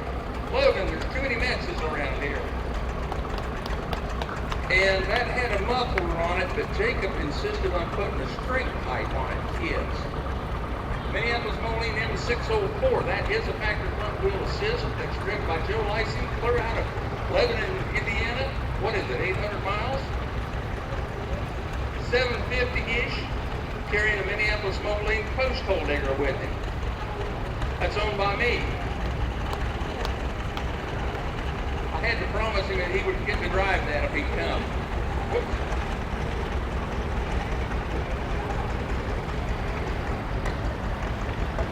Greg Rao, Derby, Kansas, 1944 John Deere D. It's a 100th anniversary year of the Model D.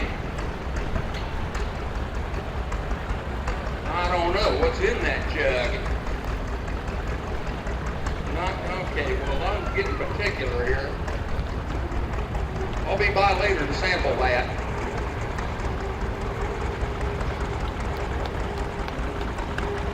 Bill Moore. What's Oklahoma? Joyce Waller, 1957 John Deere 620. Did I get that right? That's a nice restoration. More Oklahoma, that's what it says.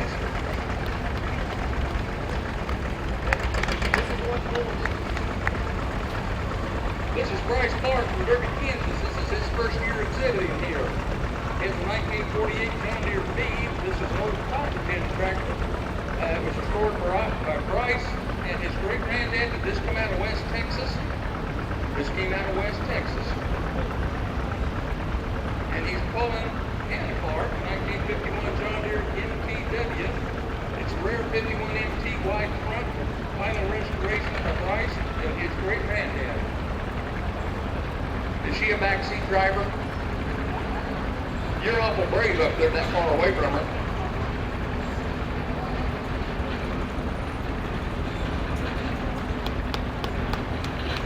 Okay, this is Bruce Funk out of Newton, Kansas.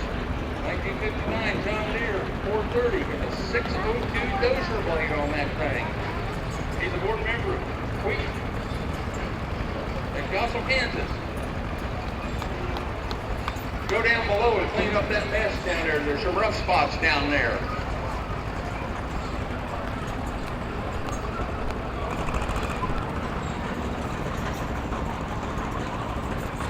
Bryce Clark, Derby, Kansas.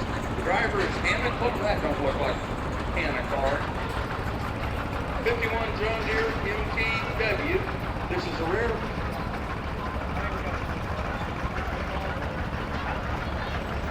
Okay, folks, we got a guy that can't tell the difference between a, hold it up right there. He can't tell the difference between a John Deere and an Oliver.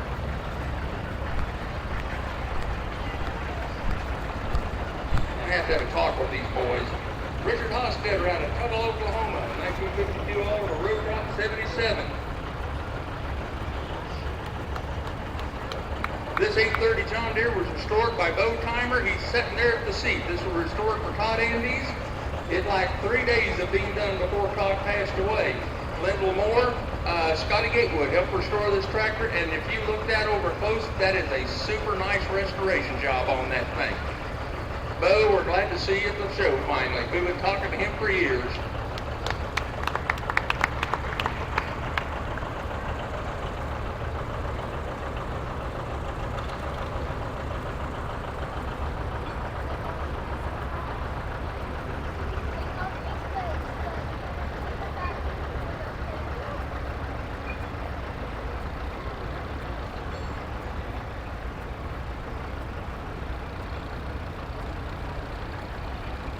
Okay, we've lost the card for this man, but looks like he's a tractor puller. Oh!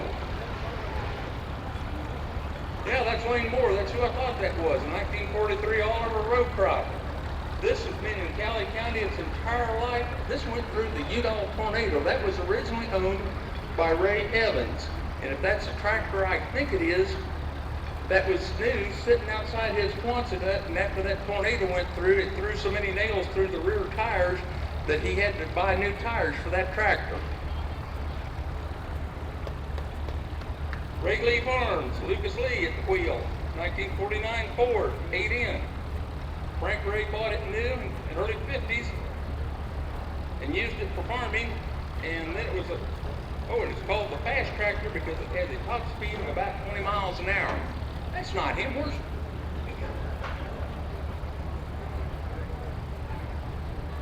This is Ronnie Scott out of Bourbon, Kansas on an M, Fireball. We don't even have a number for you, Ronnie. Where's your number? That's his big 21. Okay. This is Logan Lawrence. Yeah, you want me to say, you better go or I'll tell people about you here. I'll start talking about you. This one is owned by Logan Lawrence at Winfield, Kansas. This farm on Lake spent most of its life south of Oxford, Kansas. He's pulling an Oliver grinder mixer, which is a little bit hard to come by.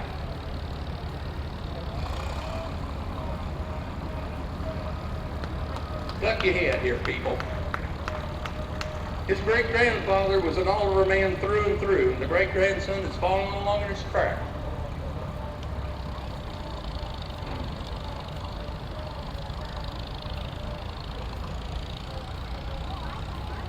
This tractor is owned by Marshall Fuley at Rose Hill, Kansas. Marshall's great-grandson, Gage, is driving this 1952 Farmall Cub.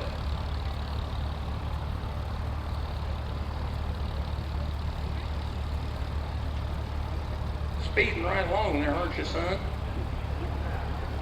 That's okay. Everybody needs to get a good look at it. This is Marshall Fuley out of Rose Hill, Kansas.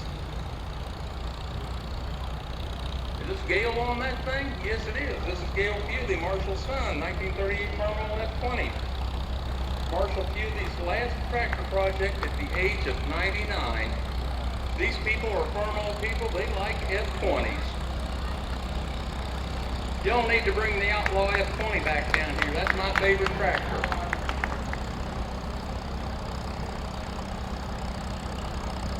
Lucas, bring that thing up here.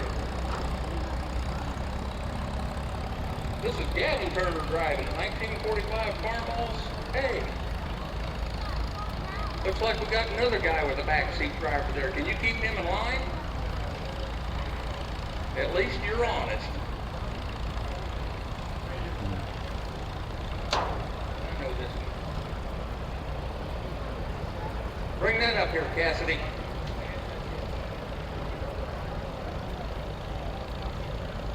This is the Johnny Cash tractor.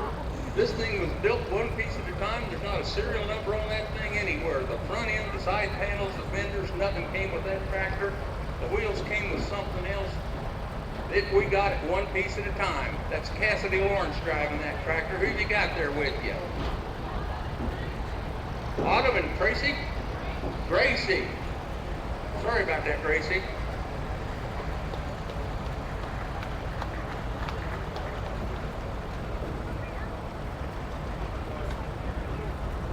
This John Deere 70 came out of Arkansas, and I hate to admit it, but this thing belongs to me. I was in Arkansas when I bought this, and being in Arkansas just pretty much explains the whole situation right there. This is kind of a rare single front. That wheel on the front is solid cast. It was used as a wheel weight. This is factory propane. Claire Priest. I got it. Claire Priest is driving this thing for me. I can't get her on an Oliver. I'm working on her. We have a Silver King coming up here. Jason Meredith Kowalski of Winfield, Kansas.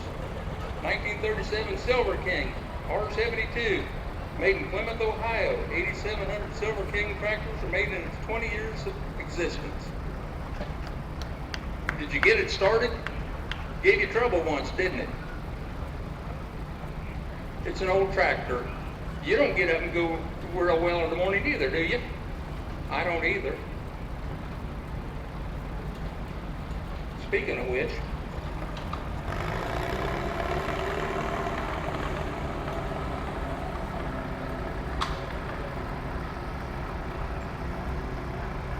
Metz Farms, Oxford, Kansas. This is, is that Danny again driving that? Okay, 1957 IHC 650 LP, originally used in the Calderon area by the Ginn family.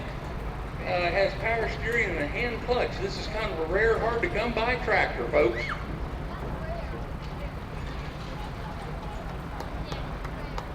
Sour.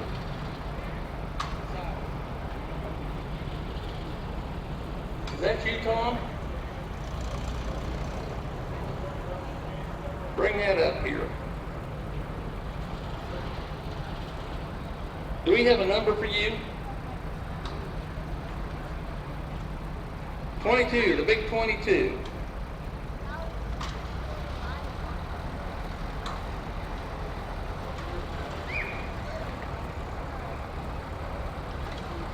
Well, we have a Super M with a Cummins diesel in it here, and that's probably not, is that factory or did you do, not factory? You did that. Okay, nice job there. Where are you from? From Oxford. We don't have any information on you. Thank you for bringing that anyway.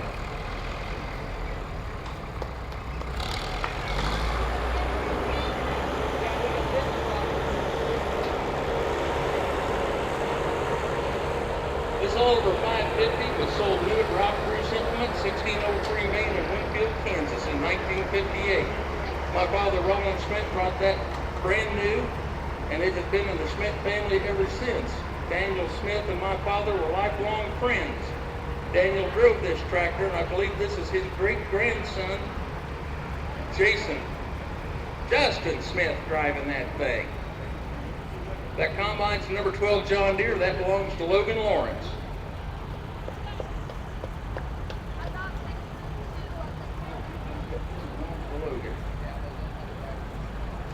This belongs to Logan Lawrence at Winfield, Kansas, 1948 Alice Chalmers G. He acquired this from Larry Miller. Who we got driving? Caden is driving that thing. Paul and Martha Nash out of Oxford, Kansas. Driver is Paul.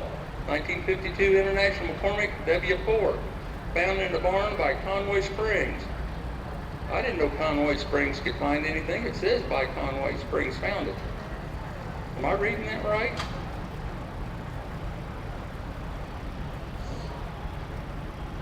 I'm easily confused. This Oliver Super 88 LP gas was purchased new by Gerald Lawrence from Route Bruce Implement in Winfield, Kansas. One family owner. Which one of the Smith boys is driving this one? What? Jason's driving this thing. Well, somebody's driving it. That's been in the Lawrence family since it was new. 4 generations have driven that tractor.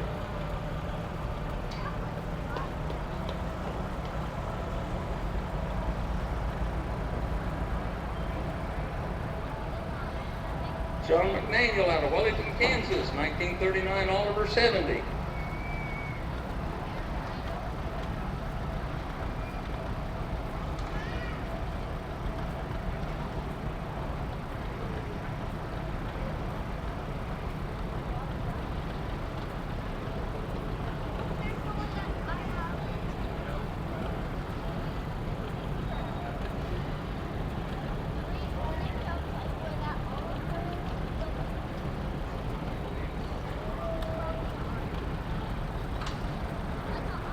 This is Charles Bible out of Conway Springs, Kansas. 1938 John Deere, and it says it's a model. A model A, B. We can't tell the difference between John Deere's and Oliver's down front here. That's a very nice restoration on that.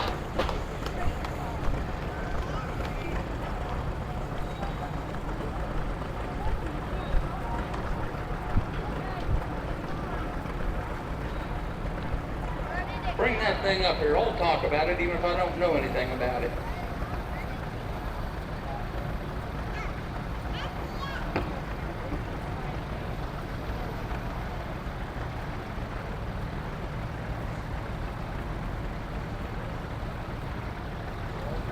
Richard Hostetter, Tuttle, Oklahoma, driven by Ricky Hostetter, 1952 Oliver road crop 70s. Come on, guys, this is not an Oliver. This is a... Well, I'm telling you, this 6th grade education didn't pay off for these people. I'll tell you that right now. Ray Lee Farms, Morgan Lee driving 1939 Ford. It's a demonstrator. Frank bought this new in 1961 to use as a backup tractor for feeding chickens. It was overhauled and repainted in 71 by Martin Ray. This is another Ray tractor, I can tell you that right now. Doesn't say who's driving it. 1957. One of the 8N Fords they own.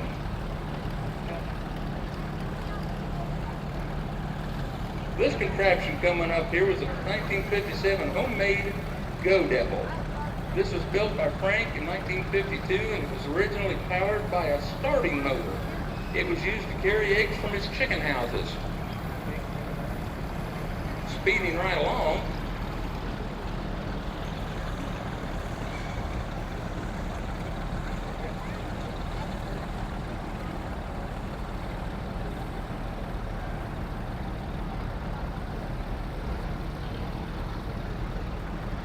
This is Lucas Lee on a 49 Ford 8N.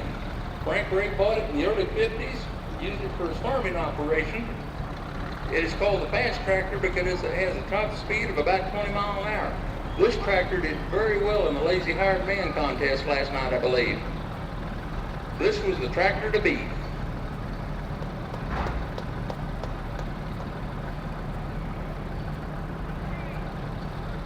Now this contraption belongs to the Ray family, and it's, yeah, we kind of question about things like this. We don't know what's going on around here. What's going on up there? You guys, you feeling okay up there? Yeah. It's a 49 Packard 4-door. Says it has great AC. You lost your doors there, son.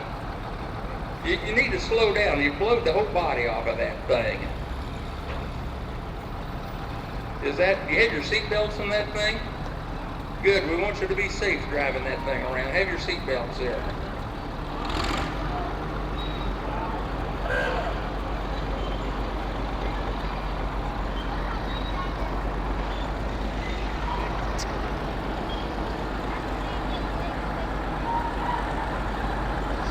This is owned by Riley Farms of Winfield, Kansas, a 1951 Cat D8. Boy, that thing's noisy.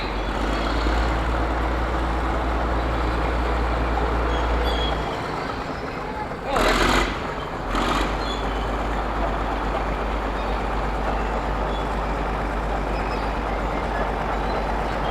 that's my neighbor, Daniel Ray. He lives down the road from me. He's a noisy character. He bought it in 1970 from Swords of the Curtain. He pulled a dirt scraper with it. This is Martin Ray on this rig, 1945 Ford 2M. He added the ladder to permit the concrete. Dad bought this tractor in the early 50s. And Daniel can't tell which way he's going. He's just lost. He's just going in circles.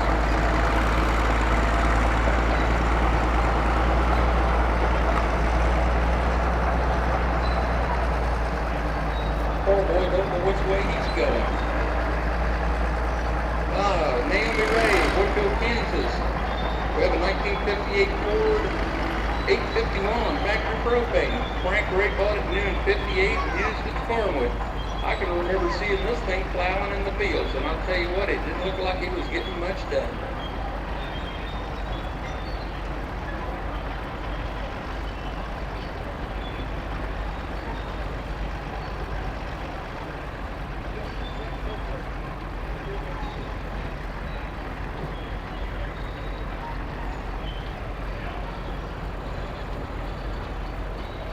This is owned by Ray Lee Farms at Winfield. The driver is David. The front is a 1958 GB with 705 on the back and 65. This was put together by Frank Ray in 1966 to pull an 8-bottom plow and other implements. They retired this in 1980.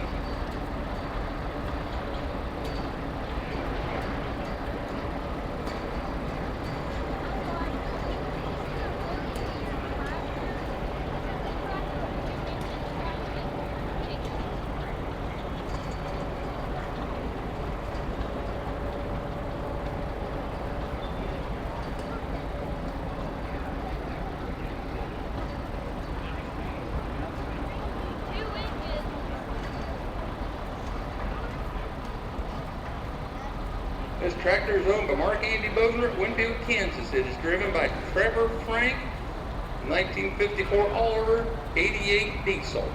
The tractor came from Tribune, Kansas, where it was purchased new.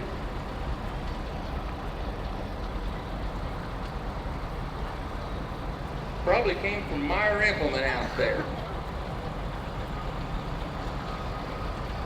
Metz Farms, Oxford, Kansas. Anthony Metz at the wheel, 1921 IEC Titan 1020. The Metz family started farming with this model of tractor, and they bought this tractor in Iowa last year. Have you done any plowing with that yet? Don't want to do any plowing with that. Well, yeah, that's too much work. You got that right.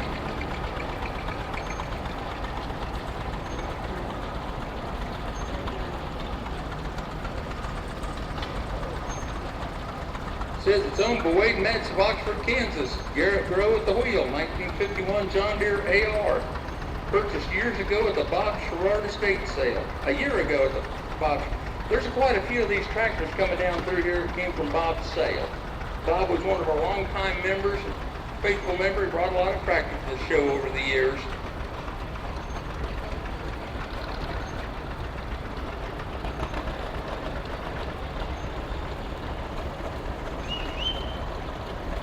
No, this is the 1935 Alice Chalmers E3060, owned by Metz family in Oxford, Kansas. It is a Thresherman Special. It was made for belt work. It never had a drawbar on it. Couldn't afford a drawbar, or that was just couldn't afford a drawbar? Okay. You could always push something, you know.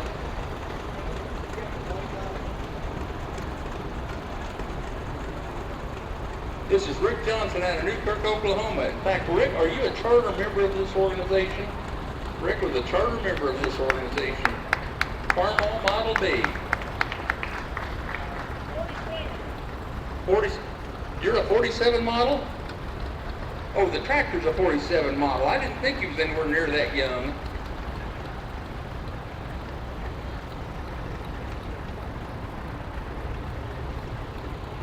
Brian and Lynette Turney of Belle Plaine, Kansas, a 1938 John Deere unstyled L. Was used on a truck farm, on a 15-acre farm in east central Missouri. Y'all wave back at that kid. He's making an effort to be friendly with you. You wave back at that kid. Thank you.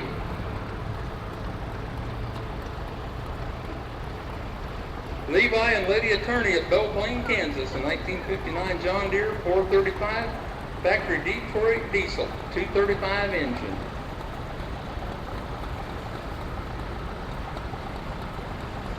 Thank you. 262. Well, we got a little discrepancy there, but at least it's a John Deere. I think we got that part right. Nate Regier, Newton, Kansas owns this. Driver is Zane, John Deere Model 140, H3 with most of the attachments.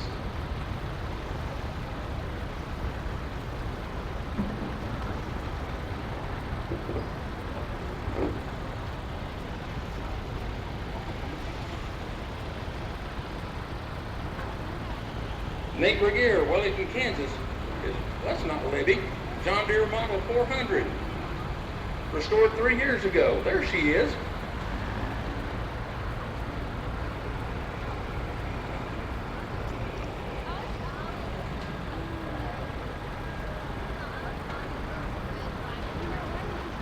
Anton Cook came to this show 3 years ago. He brought a whole lot of equipment for this tractor. I think this is your 3rd year here. 1967 Sears Custom G, restored in 2020. This is your 3rd year.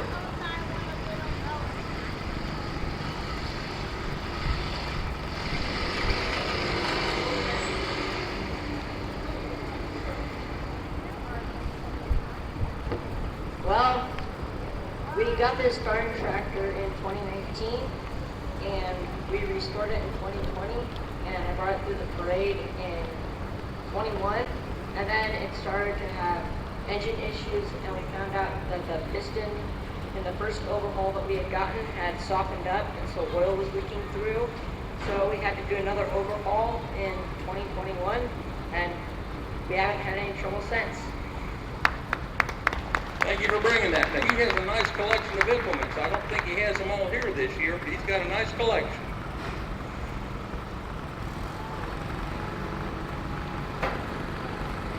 Kenneth Cook out of Whitewater, Kansas, 1978 Sears GT18. This is all original.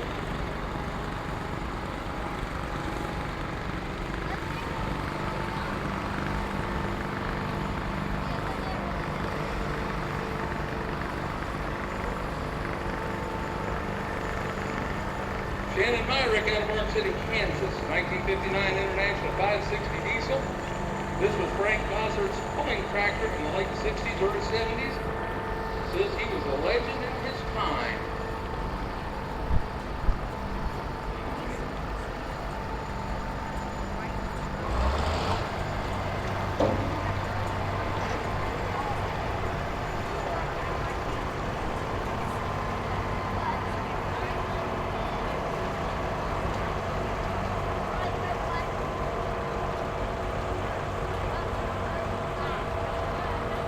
This next tractor belongs to Jim Denny out of Newkirk, Oklahoma, 1953 Massey Harris Colt 21. And this has the very common farmerized front end on it, I believe. But it works. Whatever it takes to get the job done. Yep, it works. Farmer ingenuity at its finest.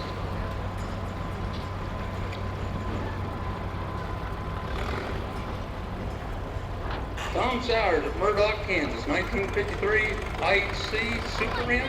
This is purchased from Kramer Trucking in Goddard, Kansas in 2016. It was used to mow around the house. Good Lord, that must have been a big house. Well, if you'd mow a little more often, you wouldn't need such a big tractor. You know, if it gets to be where you can put it up for hay, if you need to put it up for hay and not mow. I know, it's a hard luck story everywhere. Marion Fewley, Rose Hill, Kansas, 1952 IHC Super Rim. It was bought in Ponca City, Oklahoma in 1990. Marion is another one of our longtime faithful members. He's always there for us. Yeah, we don't have a card for this one. I don't know why. This is the only IHC 656 single front built on factory propane. There were 25 of these tractors built from 68, 9, 70, and 71, I believe. This one is a 70. So you start seeing the only 656 single front propane. Logan Graver out of Pretty Prairie, Kansas is driving that. That belongs to Roger Schmidt. We try not to tell that around that he owns something besides Minneapolis Moline.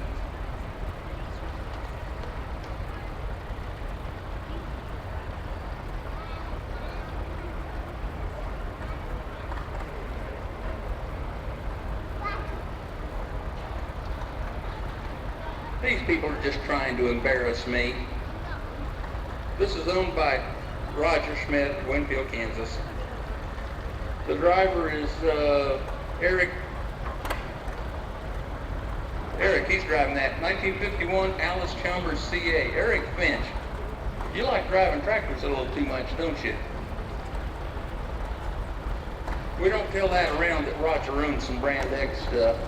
This is Cameron Bybee from Winfield, Kansas. This is 1951 John Deere G. And he has quite a crew with him there. See, he's got his kids in there. Who else have we got in there? Nephews. We got a little of everybody in there. That manure spreader was owned by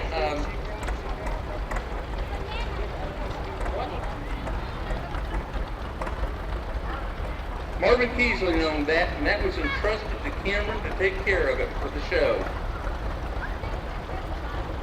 This one's a John Deere A. It's owned by Cameron Bybee at Winfield, Kansas, and this is Lonnie from Blackwell, Oklahoma. Very nice.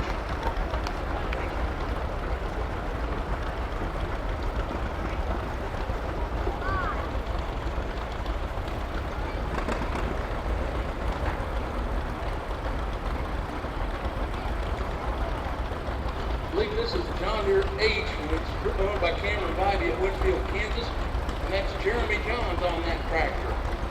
How them legs are doing out here in the sun? They getting a tan on them? You're doing all right there. Looks like you ought to have John Deere socks on or John Deere shoes there. That's a little bit too much information there.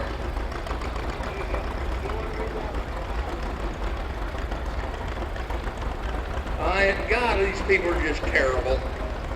This tractor is owned by Roger Schmidt at Winfield, Kansas. It's a 1937 John Deere, and we refer to this as the Ugly A. And if you think that's going to get restored, I got news for you. I like it just the way it is. This tractor has put in its time. This tractor says, I did the work. For those of you that don't know it, it was hot at the Sherrard sale, and I was having heat stroke. Cameron Bybee, Winfield, Kansas, 1947 Farmall M. That's Mark Gordon on there. I got one right, didn't I? Finally. Fells Farms, Clearwater, Kansas, 1937 model John Deere D.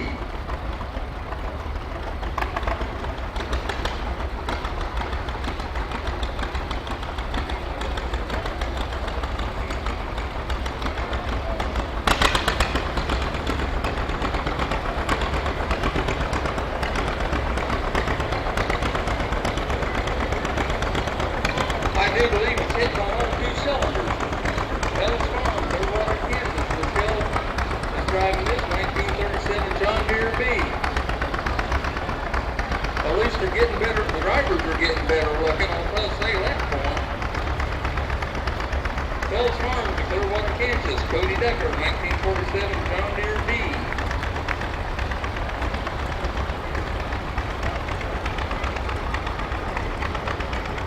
Well, the Fells family sure is friendly. They wave at everybody.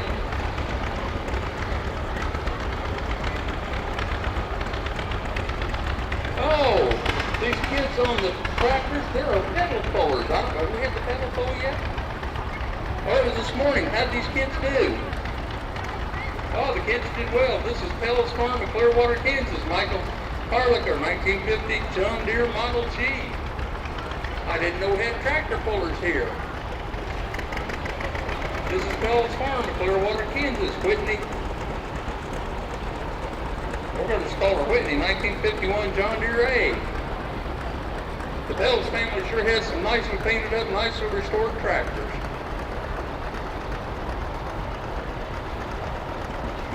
Fells Farm, Clearwater, Kansas. Ashton Schneider, 1959 John Deere 730, Wheatland.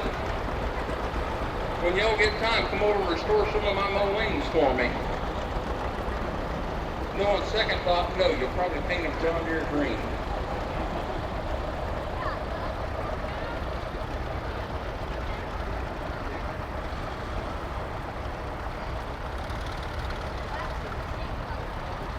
This is Jeremiah Davis out of Shawnee, Oklahoma. 1966 Alice Chalmers D17 Series 4 and Pro Pay. He had some problems last night with an industrial Alice out here on the track.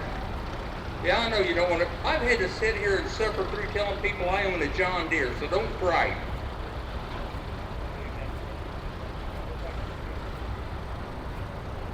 Lyndall Moore out of Winfield, Kansas. This is a Case LA. Lyndall's one of our newer exhibitors here. Where'd you learn to drive a tractor anyway?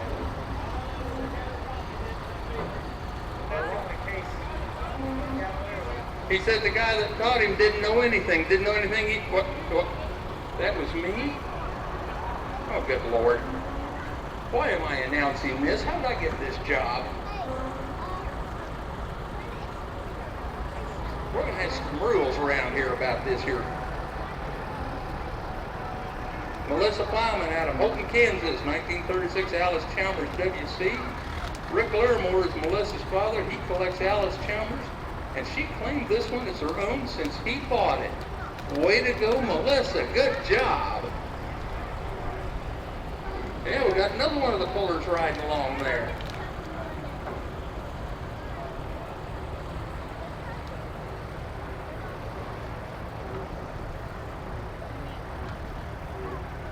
I'm pretty sure this is another one of Rick Larimore's tractors coming up here.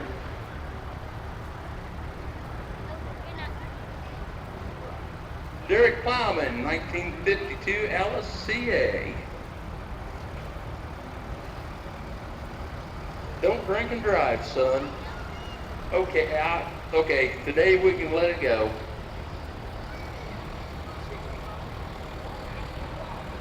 As long as you don't, yeah, boy, you fall off that, you're in trouble. This tractor coming up here is famous. They have a picture in there of that was packed full of kids. You remember when you used to pack a phone booth full of people? They had that cab completely full of kids one day. This belongs to Rick Larimore at Ark City. Derek at the wheel, 1968 Alice Chalmers Model 190 XT. Not quite as full today as when I saw the picture. Yeah, there you go. Hot rod it a little bit, son. Rick Larimore is one of our Alice Chalmers collectors. This is Rhett McFarland on a 1948 Alice W Patrol. Rick Larimore owns this.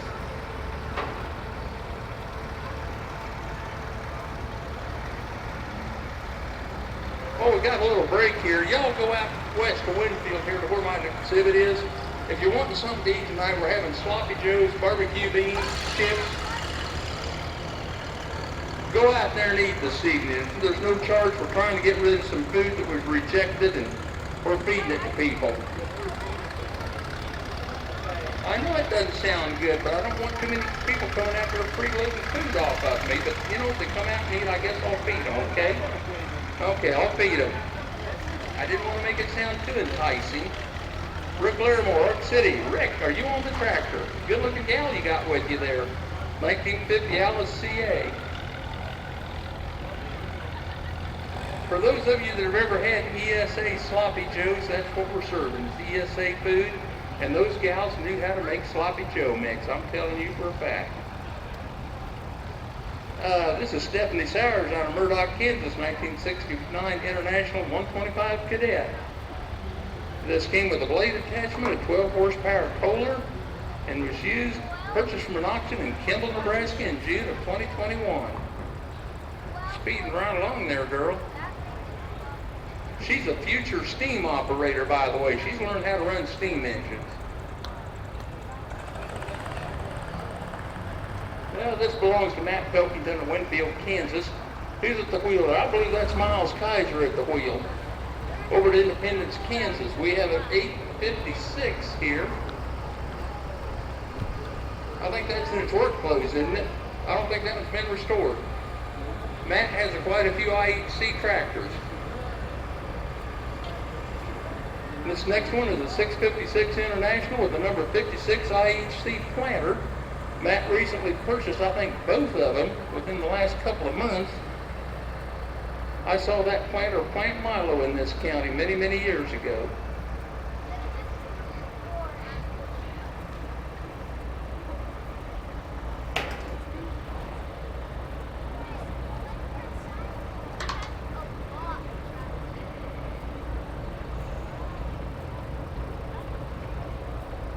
Purrs right along there, folks. This is Leo Welters out of Clearwater, Kansas. This is another Minneapolis Moline Vesta. This is factory propane. This is all original. It's still used for farming. That plow he's got on the back there came out of West Texas, and that is equipped with plastic moldboards on it so that old red Texas clay would slide off of it. That plow rolls over so you can plow any direction you want. And I know Leo, and he can't make up his mind which direction he wants to go.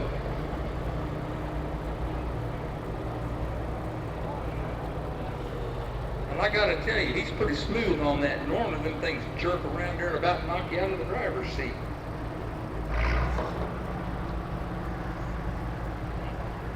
Major County Historical Society is going to bring up a 48 BF Avery V.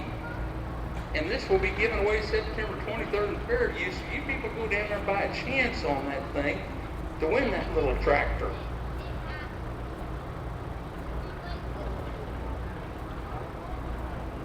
Seven-pole horsepower. You sure? 7. Don't let the power get away from you. Okay.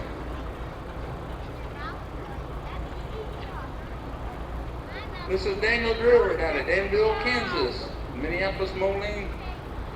This is not right.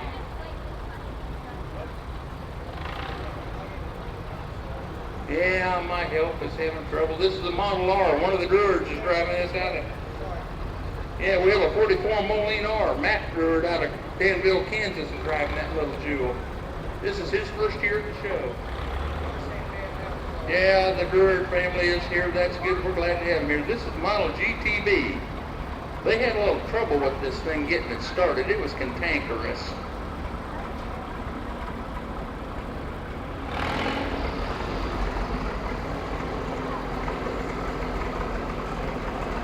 It must be a characteristic of kids with Minneapolis Moline tractors and having straight bikes on them. This is Lance Peters out of Burns, Wyoming. He hauled this thing 600 and some miles to this show. 63 Massey Ferguson 97, sold new in Laramie County, Wyoming. He's the second owner. That tractor was actually built by Minneapolis Moline. The front grille is the only thing different that makes it a 97 Massey. That and the paint job. Oh. I believe this next one coming up here is Irvin Parsons. I think he got that from Delbert Schaefer at an auction one time. That was sold in New Rock, Kansas. Burl Walker was the Oliver Cockshutt dealer up there for several years.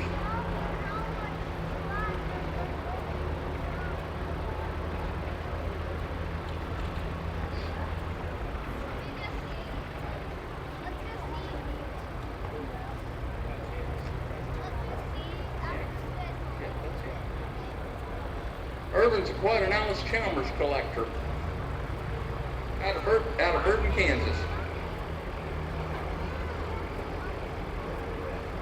This 915 International coming up here is an oddball combine. This must, we can't figure out anything about it. It must be a very early combine.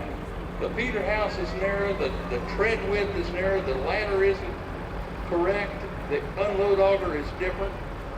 We can't, Matt's trying to figure out, this is Matt Pilkington, and he's trying to figure out, well, it's not Matt Pilkington, that's Logan Lawrence driving that thing. They're trying to figure out what year this is made. This has got to be a very, very early 915.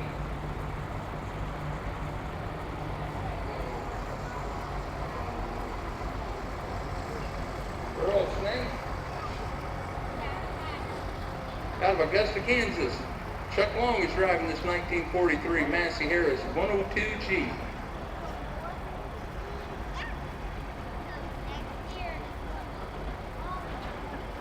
She's in her work clothes, isn't she? Ready to go to the field.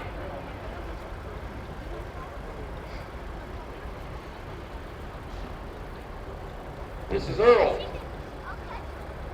Earl, I can't pronounce your name. Snocky, I didn't know that. 1950 Massey Harris pony. Yeah, I know. She's better looking too. Yeah. Well, at least it keeps her from telling you how to drive. Yeah, I'm taking a chance saying that, aren't I? Chuck Long out of Cassville, Missouri. 1964 Massey Ferguson 65. I appreciate you bringing that over here. I go through Cassville, Missouri many times in a year.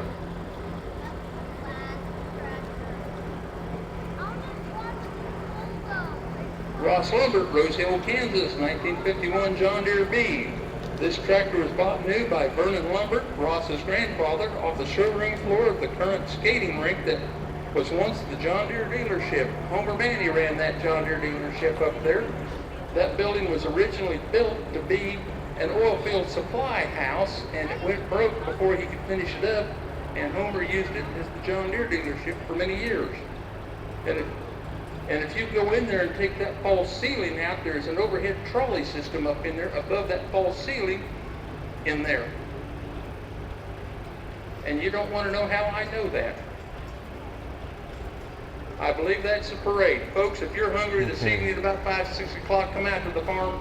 We'll feed you sloppy joes, barbecue beans and chips. We'll have some water, tea, whatever. Thank you for coming to the show. Okay, guys, hope you enjoyed that last event, the tractor parade. Hope you enjoyed yesterday and today. Well, there are people in line to get the ice cream. $1 for a little cup of ice cream. Yeah, I do believe we are done though for today and for the weekend. Hope you enjoyed tagging along, looking at all the different demonstrations, and just enjoying being out, being around. It is though. It's probably, I think it's 106 heat index right now, or it could be more than that now. That was at 106 an hour ago. Yeah, it's about 2 p.m. I haven't looked since 1 p.m., but it does seem to be very, very, very hot. And I'm going to head on to the house. I think I've done all I can do. This ends, I think, around 5, but they have the later, like the tractor pulls and stuff are later on in the evening. Antique tractor pull, and then there's other things that goes on later on this evening. But like I said, I think we're gonna wrap it up and head to the house and get cooled off. And oh boy.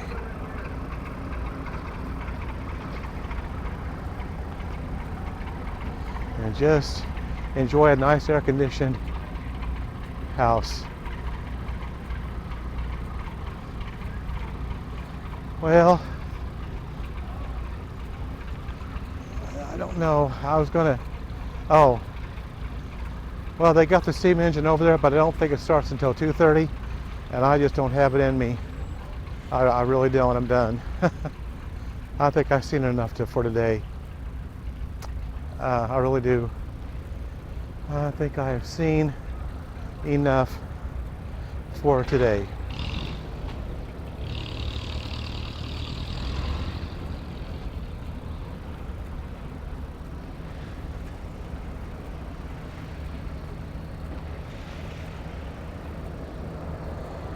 Remember to go out and explore your world, have fun. Go down some back roads, county roads. You never know what you might find. What little towns you might come across. That sort of thing.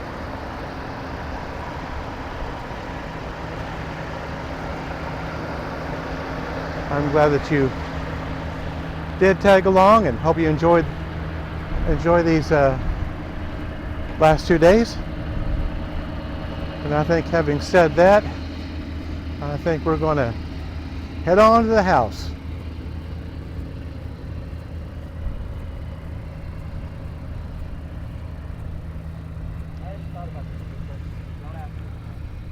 And like I always say, we will see you on the next video. So, goodbye for now.